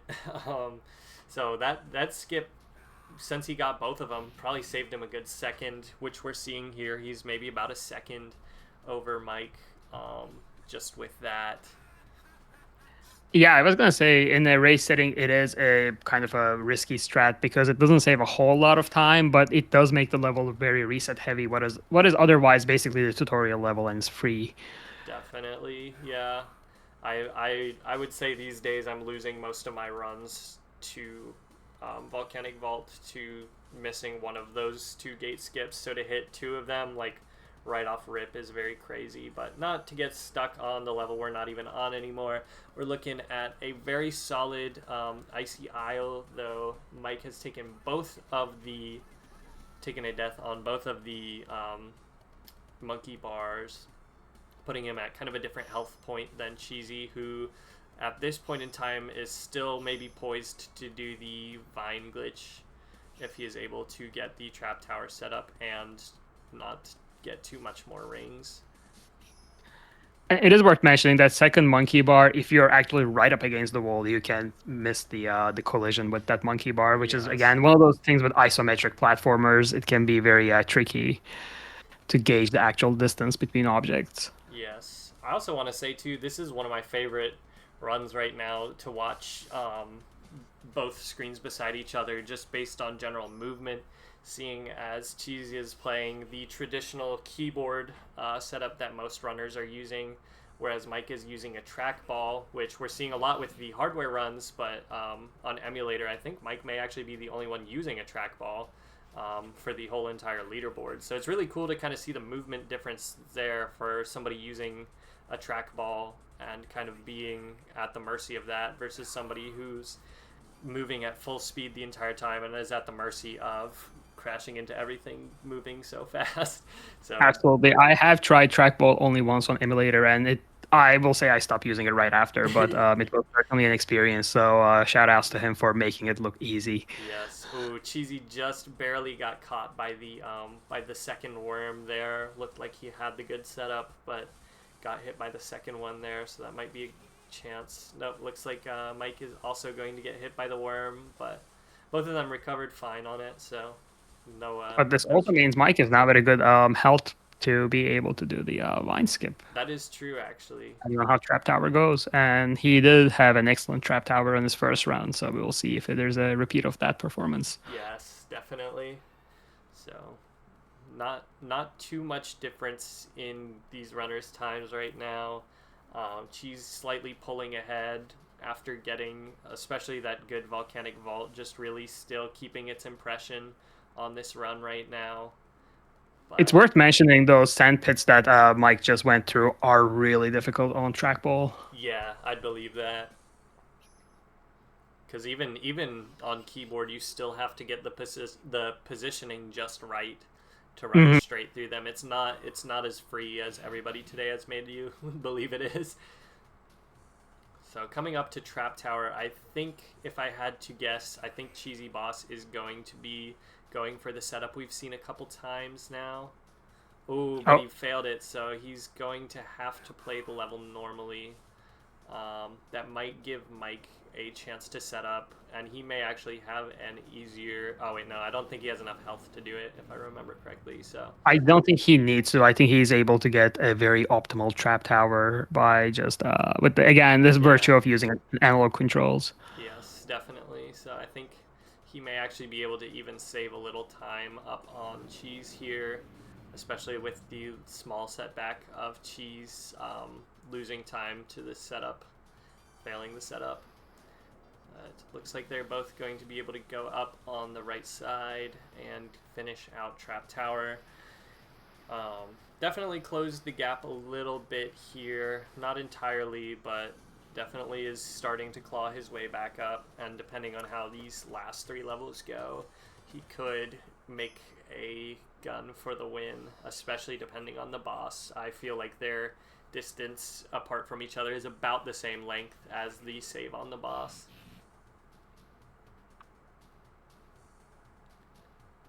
Of course, Cheese will also be able to hit, or will he? I'm not sure if he'll be able to hit the Vine Skip with the amount of health that he has. I think he's going to have to do it normally, so that gives Mike another small advantage here of being able to do the Vine Skip right now.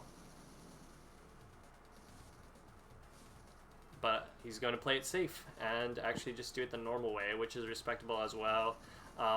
The Vine Skip uses basically a quarter circle motion, similar to the monkey bar skip in Icy Isle. It uses a quarter circle if you are familiar with fighting game techniques. So I can imagine that might be a little bit harder to hit on a trackball anyways. So. Oh, Cheesy taking a death on the fireballs, so that might again help Mike catch up here. Looks like he's not very much poised to do the quick boss. Mike is also in a very precarious position between the fire. Yep, looks like he's going to get a death there, but recovering very well. And Cheese just finishes his. Ooh, and Mike finishes only a second after.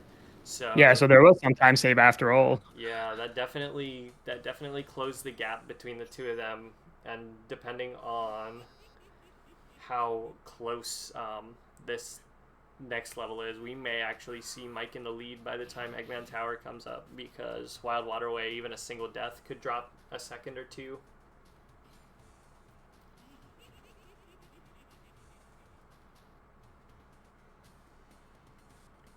So again, as we're entering the part of the game that is, again, more precise in terms of platforming, I think that's where the trackball and analog controls in general really tend to shine. Definitely, yeah. So Spec was saying he believes that the last 3 levels of the game are a little easier on trackball, so this might be the upper hand that Mike needs to take the win here. But both of these guys on the kind of boring down and right part of the level, though I'm sure it's a little bit easier for Cheese just having to hold buttons and not roll a ball. That is true. But yeah, we're seeing not a whole lot to discuss, which is kind of funny about this level. Is it does give you this little bit of a break here in the start of the level, only to throw you into the hardest segment of the game. So we're seeing Cheese come up on it. And we're gonna see how he both does. coming up on it, really. Yeah, both coming up on it, truthfully, yeah. But, and a very clean first set of rafts. Cheese, and unfortunately, Mike looks like he got caught on one and is falling in to take a death there. So that, yeah, Cheese had only what could be described as a perfect Wild Waterway. Absolutely. And is going to kind of pull away with the lead because of that. Though that second section of Mike's was also very, very clean. He's definitely holding on to what he's got with his pace. Both these guys are going to be finishing out on a really good time, that's for sure.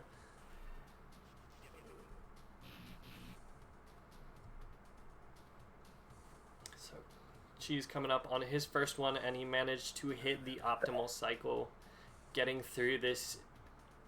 Also, is this the first optimal cycle you've seen in this tournament so far? I think we've maybe seen 1 or 2 more. But a lot of runners are choosing to do it the safer way, which is what we're seeing Mike do right now. running, staying close to the ground, making sure that he's not jumping and getting double whammied by these spike bars, whereas Cheese is going full send, just trying to get through. Unfortunately, taking a death, missing the cycle on that second one. We are having some bonks, yeah. Yep. So he's getting a little slowed down here, but I think he's still far enough ahead that as long as he can just hold it together, he might be able to still win it here. And it looks like Mike is maybe also getting kind of caught up in the similar places, so seems like... Yeah, looks like he'll be taking a death here. But both of them have finished... Oh, got caught on the ladder. Both of them have finished the second section, so all that's really left for both players is just the final descent. And as long as they do not fall off and invalidate their runs, they will be ending their time. It looks like this might have been the closest race we have had so far coming up to this point. Definitely, yeah. So we're seeing Cheese finishing his out, getting down pretty well, taking a little safe, going wider on some of them just to make sure he doesn't clip the cameras, and ending with an 11:41. Very nice. And we're gonna be seeing Mike finish his out too, looking like he'll probably be on clipped by we got a camera clip there, and that may also stop him from being able to reach the bottom to get the best ending. So it looks like he is going to be ending out with a 12:05. I split a little late there, but it was a 12:05 by my count. So just barely apart from each other, 20 seconds apart. Really cool to see the back and forth there. I think there were some points that Mike was actually ahead of Cheese, so that one traded hands, or at least got very close a couple of times, which is really cool to see. But yeah, so that closes out our first round of the semifinals. GG's to both of you guys. GG's gamers. Really, really skilled runners here. Love to see it. And yeah, I think we should just keep on going with the semifinal matches here. So I'm going to get us set up to finish out our semifinals with Zyzex versus Zai. So we'll be coming up with that one in just a few minutes here.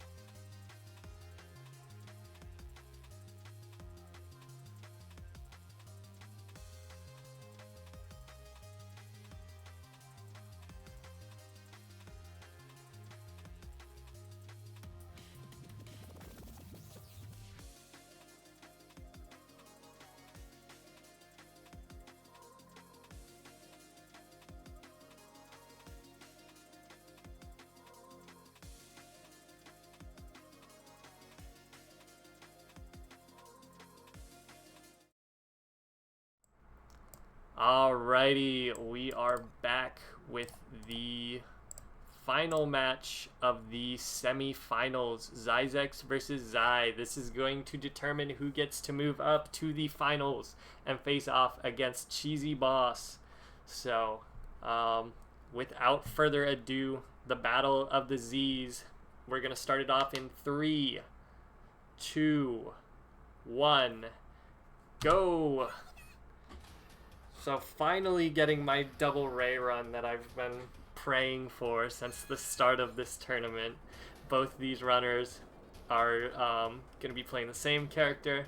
We've now seen that for all 3 characters, Mighty Ray and Sonic, and we are just going to get right into it with the jailbreaks here. Both of them clean jailbreaks from both runners. Yes, and a black sky from Zyzex over here. Yeah, I don't know if it's a good thing that they both picked the same character with similar usernames, no less. So.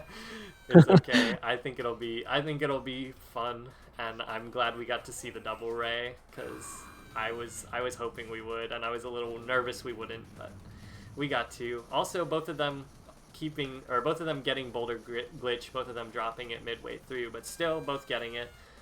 Very cool to see that. And so far, just both of these runners keeping good pace with each other. Seeing Zai taking the gates normally, actually seeing both of the runners taking the gates normally, not going for the gate skip that we saw Cheesyboss do last time. Pretty much the safest way to go about it, because if you miss it, you will lose about a second. So both of these runners playing incredibly smart right now, just trying to hang on and play as consistently as possible, I think is the name of the game in this one, with 2 runners that are so similar in time.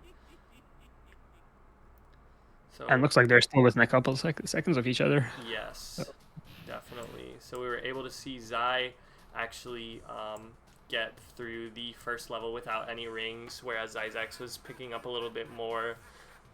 Going to make it a little bit harder for him if he's going to do the vine skip with the 3 hits in the same way that we saw earlier. But it is still possible. I forget how many rings it is exactly that you need to get before you have to figure out another hit. I think 14 or 15, but we have kind of seen that that's not really the case in this tournament, because there's a lot of, you can't really reset, right? So you don't get the optimal cycles every time. So you have to adjust. So too many rings may not be a bad thing. Yeah. To have a little, extra health. Yeah, and getting too few can also be a bad thing, because it'll mean an unexpected game over where you don't want it. Exactly. So. All right, so you're going for the outer spike skip. Yes. Ooh, Zyzex getting the middle one. Yeah, but unfortunately getting his camera clipped at the top. But yeah, we've seen a lot of people going for the inner ones, but it's been very far and few between for people to actually hit it. Whereas that outer one, which is a new strat that was very recently found, is a little bit safer. But both of them hitting it means that they are still really neck and neck, which we can see. Both literally being within like a second of each other. So that was a really spotless Icy Isle for both runners there. The only thing that split them up so far was just Zyzex's camera getting caught, which is just kind of an unfortunate time loss that happened to him via the game. We're going to see Zai coming into the first sand pit here, going wide, but managing to clear the full thing without even dipping a toe in, and pretty much getting the second one. Zyzex going down into it, but just rolling straight through it and getting through it pretty cleanly as well. So both runners managing to clear that really well. Zai unfortunately hitting the first caterpillar there. That might give Zyzex a little bit of a chance to gain, which he did. He swung it a little wide to not get hit at all, so that'll help him to catch back up there.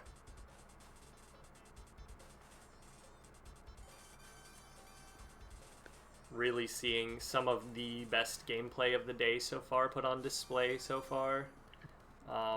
Both of these runners, you can tell, have cranked it up a notch from their previous runs of the day. There's exactly very clean runs so far. Yeah, very, very clean runs. These are definitely runs that if I was running them right now, I wouldn't have reset yet. Like, I would still be running these. That's just how good they are. So going into Trap Tower, we may see them set up for the setup here in Trap Tower.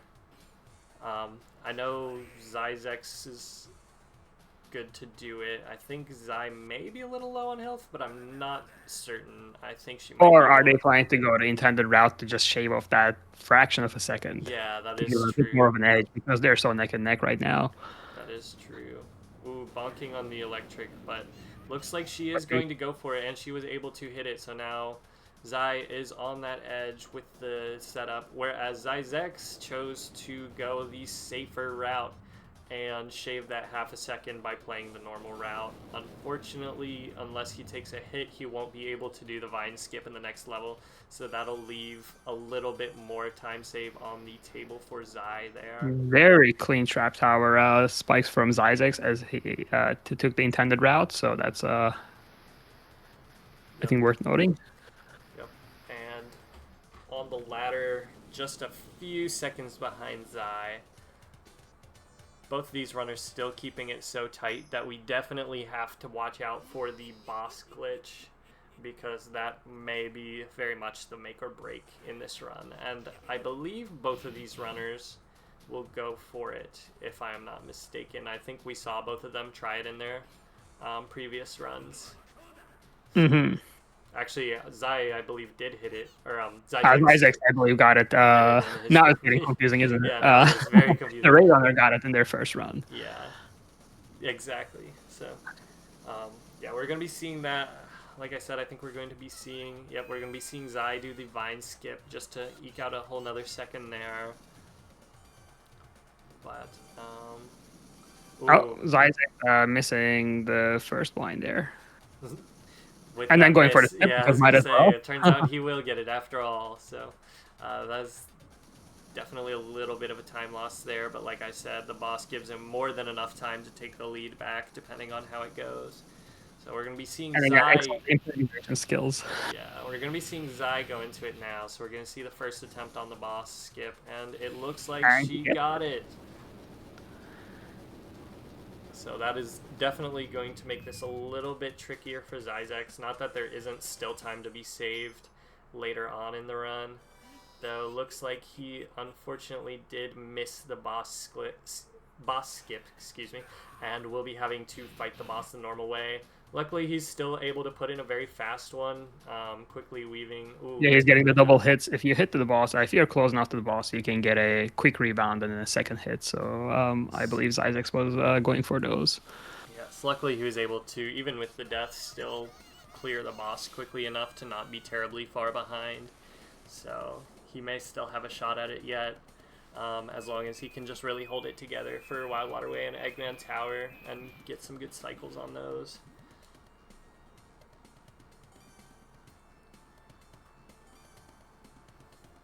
The one strat that I think is still not being used by any runners is bouncing off of the back of the enemies in this first section of Wild Waterway. There is a way to gain a little bit of space there, but it is so hard. I don't think anybody... I believe it also came up in chat, the legendary Carl boost. That's only it has only strat so far, but using the turtles to gain a bit of a speed boost. Yes. But it is very, very difficult to land them even in practice. Definitely. In RTS setting. Yeah, definitely, for sure. So we're seeing Zai on the first set of rafts now. Oh, just clipped right at the end. Looked like she was going to be getting onto the wall, but actually somehow fell off. The game had other plans for her. Yeah. But luckily it looks like the second one, hugging that wall really tightly. I cannot believe the precision on that second section. That is something that I would not even have gone for. The guts you have to go for something like that is very, very crazy. So we're seeing Zyzex finish his first section of the rafts pretty well, making it through. Even where he's falling, he's still managing to put distance on the level. So and the second section couldn't have been cleaner. Yeah, very clean as well from both runners. Ooh, Zai looks like on the correct cycle. Was on the correct cycle at first, but moved down a little bit and got switched to a different one for the first part of Eggman Tower. Unfortunately, taking a hit there. Definitely worth mentioning that when played on a keyboard, when you're stopping for those crushers, you have to let go of your controls on the same frame for both, the directions that you're holding. Otherwise, you get that little bit of a drift in one of the directions that you go off a little late, and that can be quite punishing in this level. Exactly. Yeah, so Zyzex using the safer strategy, well, mixing it up a little bit. I think he wasn't sure of the cycle at first, so he played it safe on the first 3 and then went full in for the last ones, managing to save quite a bit of time there, actually. Actually, yeah. I'm definitely putting a little bit of a speed up on him, getting closer to Zai there. So we're gonna see how his second section goes, and Zai is coming up on the descent too, actually, looking like a very, very close run. Probably could potentially be one of the fastest of the day, actually. That's right. So we're gonna see it. It might be right at the border of like low 11s. Yeah, definitely. So that probably is going to end out being, let me knock on some wood here, but yeah, that is going to be an 11:07, which is the new fastest for the day. And I think also very close to Zai's PB of, I want to say 11:01. Yes, I believe that's right. Just at the border of that sub 11, which is still somewhat of an elusive club for most runners, but I believe Zai is quite close to getting that. Yeah, but very, very, very crazy run for a live, like no reset, must play through. I don't even know that I have any notes. Also, Zyzex finishing out there with an 11:39, also a very formidable time. Once again, yeah, it's one of the best times we have seen all day. One of the best all day. So that's really incredible skill from both of these runners here. I really don't think much went wrong for either of you guys, aside from just Zyzex missing the boss. Both of those were very, very strong runs. Absolutely. So yeah, it doesn't get much better than that, but it will get one better, I guess, and that will be the final round, which Zai will be moving up to. So good game to both of these runners for putting on an incredible show for our semifinals. Definitely a super, super exciting run. You guys kept it very close. I know I've said that for a lot of these. The runners have really just been doing a good job of keeping pace with each other and really battling it out to the very last second of the run, and this is definitely one of those cases. But now we are going to move to our final intermission to get set up for the finals. So I hope you guys are excited for this, and we are going to get right into that.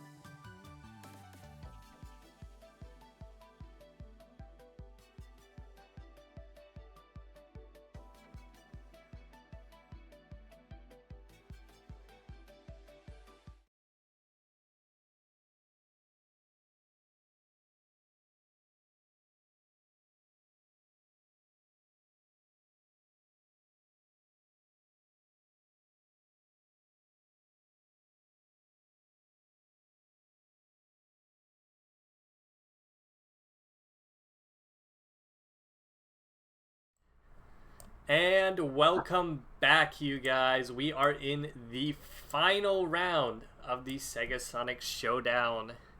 The SegaSonic speedrunning tournament, the first SegaSonic speedrunning tournament to ever happen. So whoever wins this one lays claim to the SegaSonic champion title here. So without further ado, without drumming it up to being the match of the century that it is, let's just get right into it. I'm gonna give these guys a count. Oh, sorry. I'm just looking at the screens, and yeah, I feel like the runners might be flipped as to. Oh, you're right. Whoops. I think. Yeah, you are totally right. I'm glad you caught that. Let's see here. Well, let's see. Do we have a technical difficulties transition? I don't. I'm just going to amend that as quickly as I can. Sorry. All good. I'm just kidding. And it's been really exciting to see the race times trickle down as we go up the brackets. And the last race ended up in a really close time to, I think it was almost like sub 10, which is, sub 11, which is amazing to see in a race setting. Definitely, yeah. It's so, I mean, there's I think only 3 runners so far that have hit a sub 11, so to see a run basically bordering right up on that in a race, it is basically the penultimate achievement of this game to hit. But yeah, I think we're good there now. Yeah, we're good there. Sorry about the delay on that. And whenever... it looks like we got some wagers going on in the chat, so people are definitely excited to see how this pans out. Ooh, I wonder, can we do the little points wager where you guys can bet channel points on it and show some support for you guys?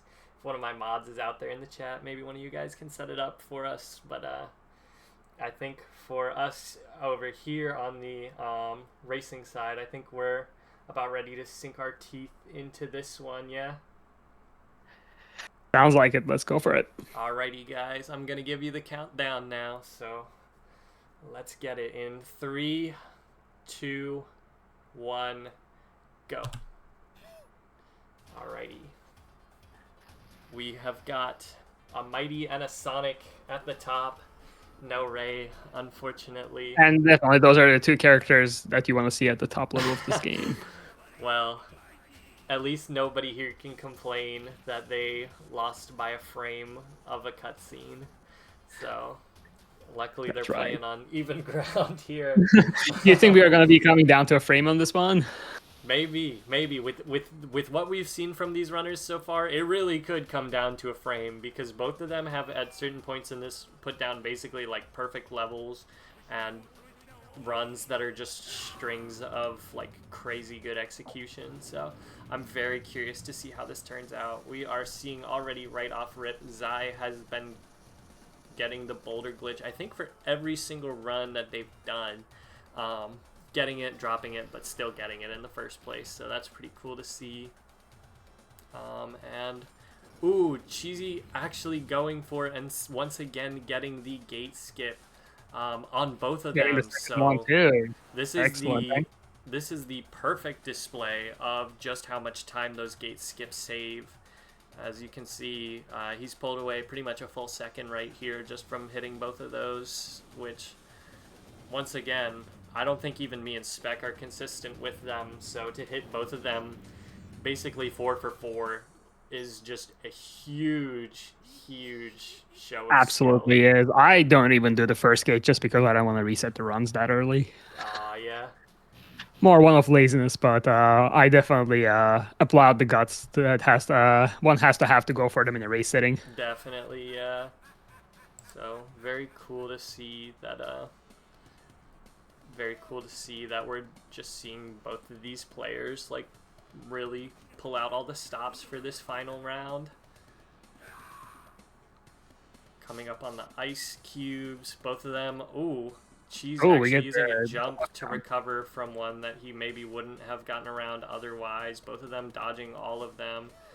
And Zai going for the monkey bar skip while Cheese goes the safer route of And taking just the like monkey that, ult. Zai closes the gap from Volcanic Vault gate skips. Yeah, that's true. Let's see. Looks like... Ooh, they both got Oh. through. Cheesy doing the slightly harder center one, but unfortunately getting caught on the camera at the top. Whereas Zai went the safer route with the bottom gap and did not get caught. Actually flipping over the lead, putting Cheese just a second behind. But both of them still clearing Icy Isle within seconds of each other. So Yeah, far, and I think this also goes to show how much time difference the routes you take, the lines you take in this game can make a difference. Whether you're, again, it's an isometric platformer, so some lines are, I think, have a shorter travel distance, even if it doesn't feel that way. Definitely, yeah. And it's very cool to see this run flip-flopping back and forth. I think we may be seeing it change hands a couple more times throughout here based on the lines that these runners take kind of differently throughout each level. So I'm glad to see such a close match so far.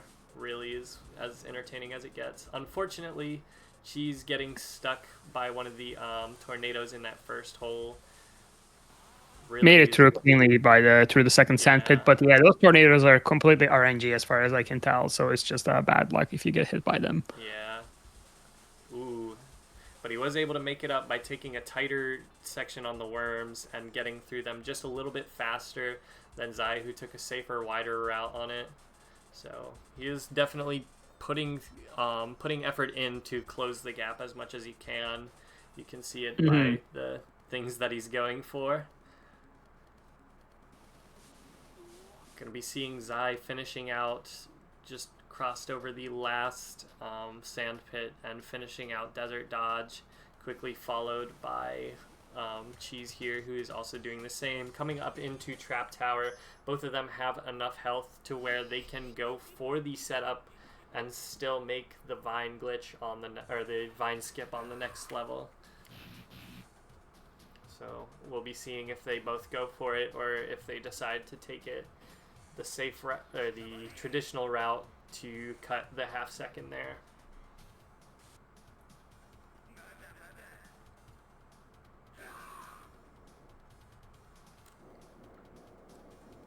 Very clean execution by both runners so far. Definitely, especially yeah. in Desert Dodge. Definitely. And we see Zai going for the setup and getting it too. Yep. So now we're just waiting to see. Ooh, Cheese turning a little too early and getting hit there. Doesn't look like he's going to be able to set up for it. Sonic's just unfortunately going to want to go too far. Yeah, it's another problem with running with a keyboard. It's hard to set that trick up from or like you have to be a bit further away from the ledge. Yeah, because you're moving so fast that Sonic Exactly. clearly just wants to rocket himself off the side. So, I don't think we explained that, but we set that up by gradually approaching that ledge, which instead of getting the coyote, like the hovering in the air animation, you get the kind of the stumble on the ledge animation. And if you get hit by the crusher, then you get perfectly lined up right at the edge there. Yep. It is, I believe it is also possible, like I think the task does, to get lined up there without that Yeah, you can setup, freehand it. but I've done it before, but never in a run. It is very hard. It is... I don't know if it's pixel perfect or more precise than that, but it's definitely not something I could get consistently. So if anybody has a setup, let us know. Let us know, yeah. And now here we are going to be seeing another vine skip, I believe. Yep. We have not seen the ramp skip so far, the early vine skip, I guess. That's a very new trick as well that was discovered during the latest task for this game. Yeah, I was going to say, I think you're the only one that's trying that one, Spec. I believe Zai has practiced that. Probably a good call not to go for it during the race, but... Yeah, you may be right. Yeah, it is still an inconsistent trick for sure, but it does save a little bit of time. So we are going to be seeing Zai coming up on the boss here. Once again, depending on if they can get the quick kill. Ooh, they didn't get the quick kill. They weren't able to quite line up with the... with the rocks there. Yeah, exactly. So that does leave Cheese an opening to close some of that time, though they were still able to do such a good yeah, that was a very clean. They're already out of landslide limbo, so he's definitely going to have to Also nail down the other 2 levels. Ooh, the corner is a hard setup, but it's not impossible. Unfortunately, he's just a pixel or 2 down from where he needs to be.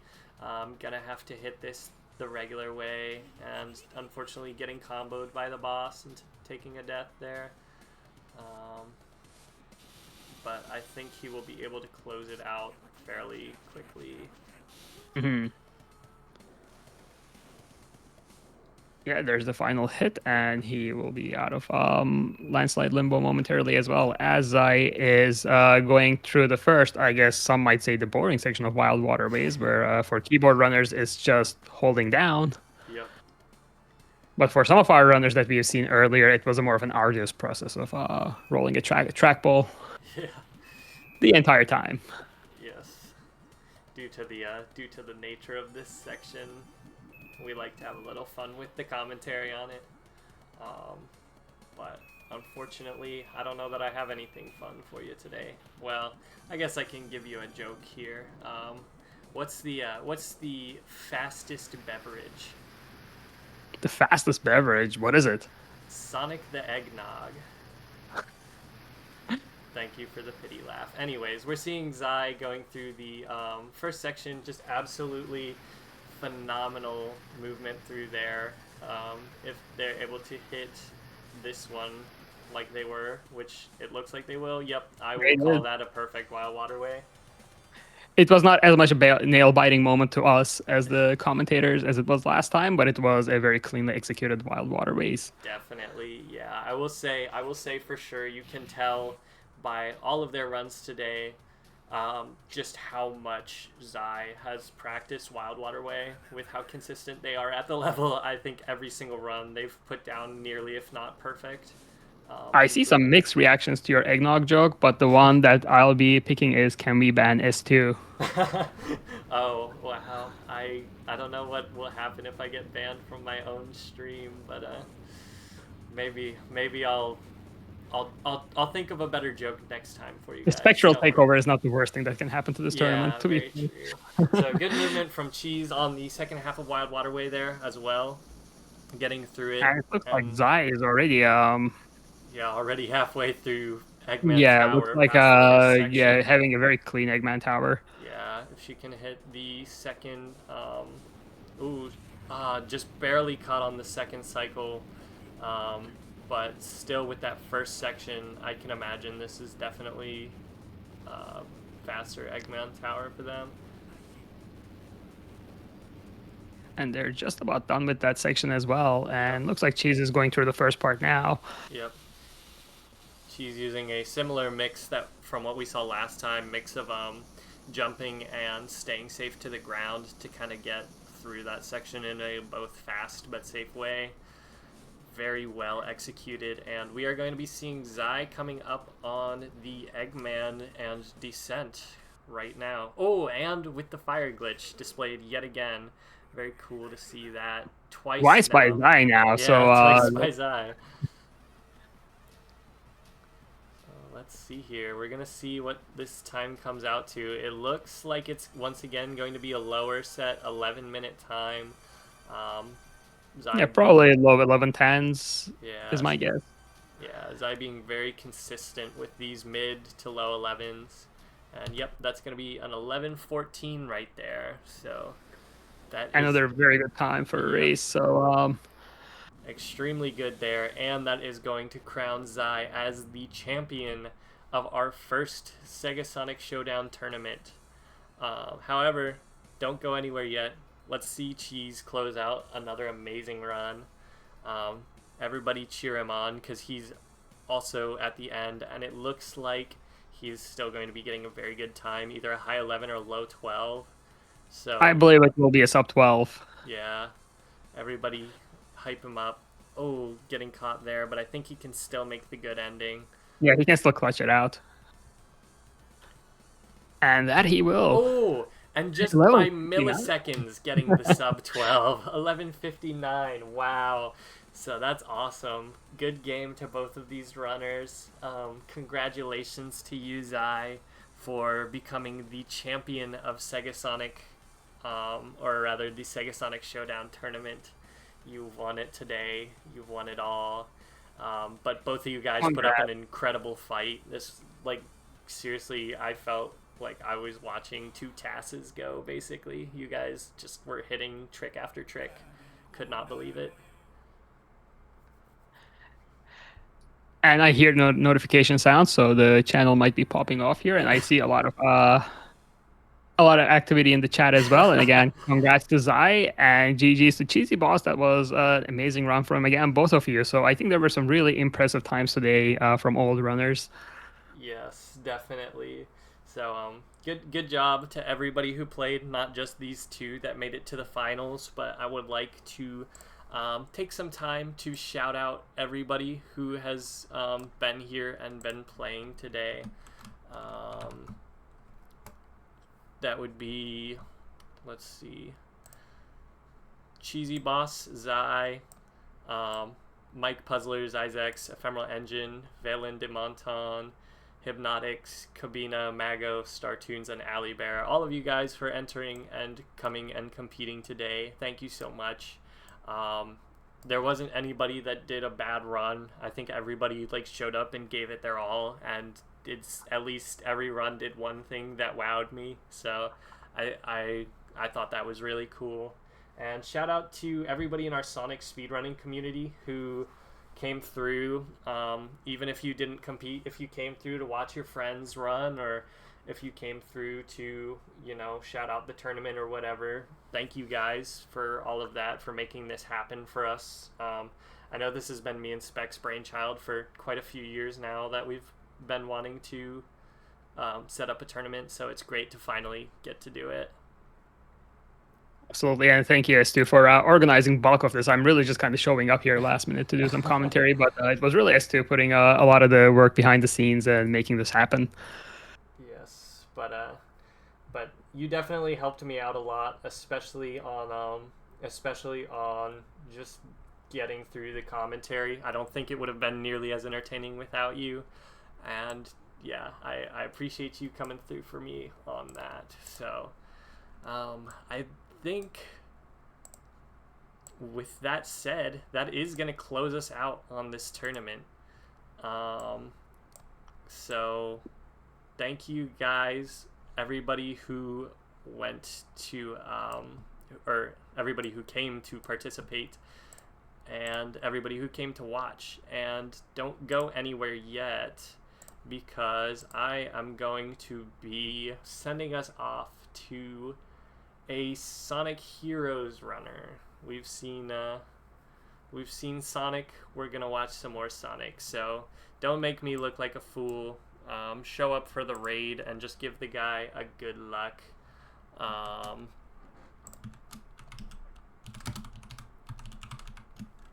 And you know.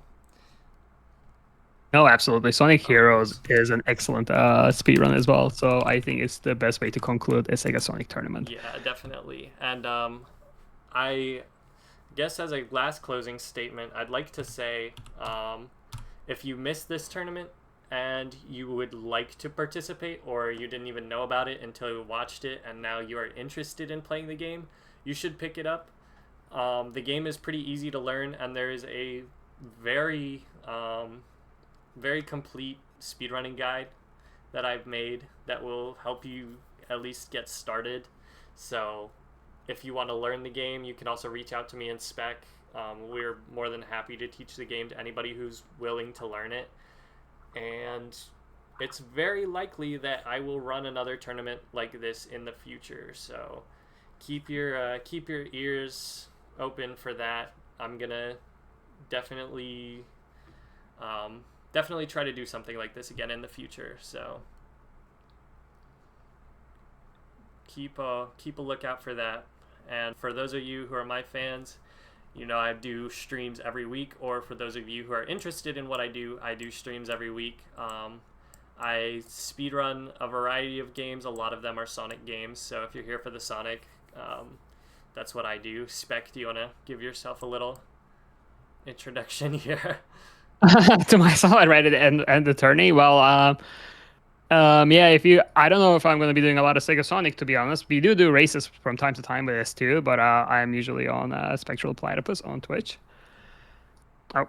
Oh, I guess we. I guess we're not doing that. So. Oh well, that's fine. Let's see. Well, you might as well get acknowledged by the runner there. Yeah. Right. Alrighty. Well, that went well.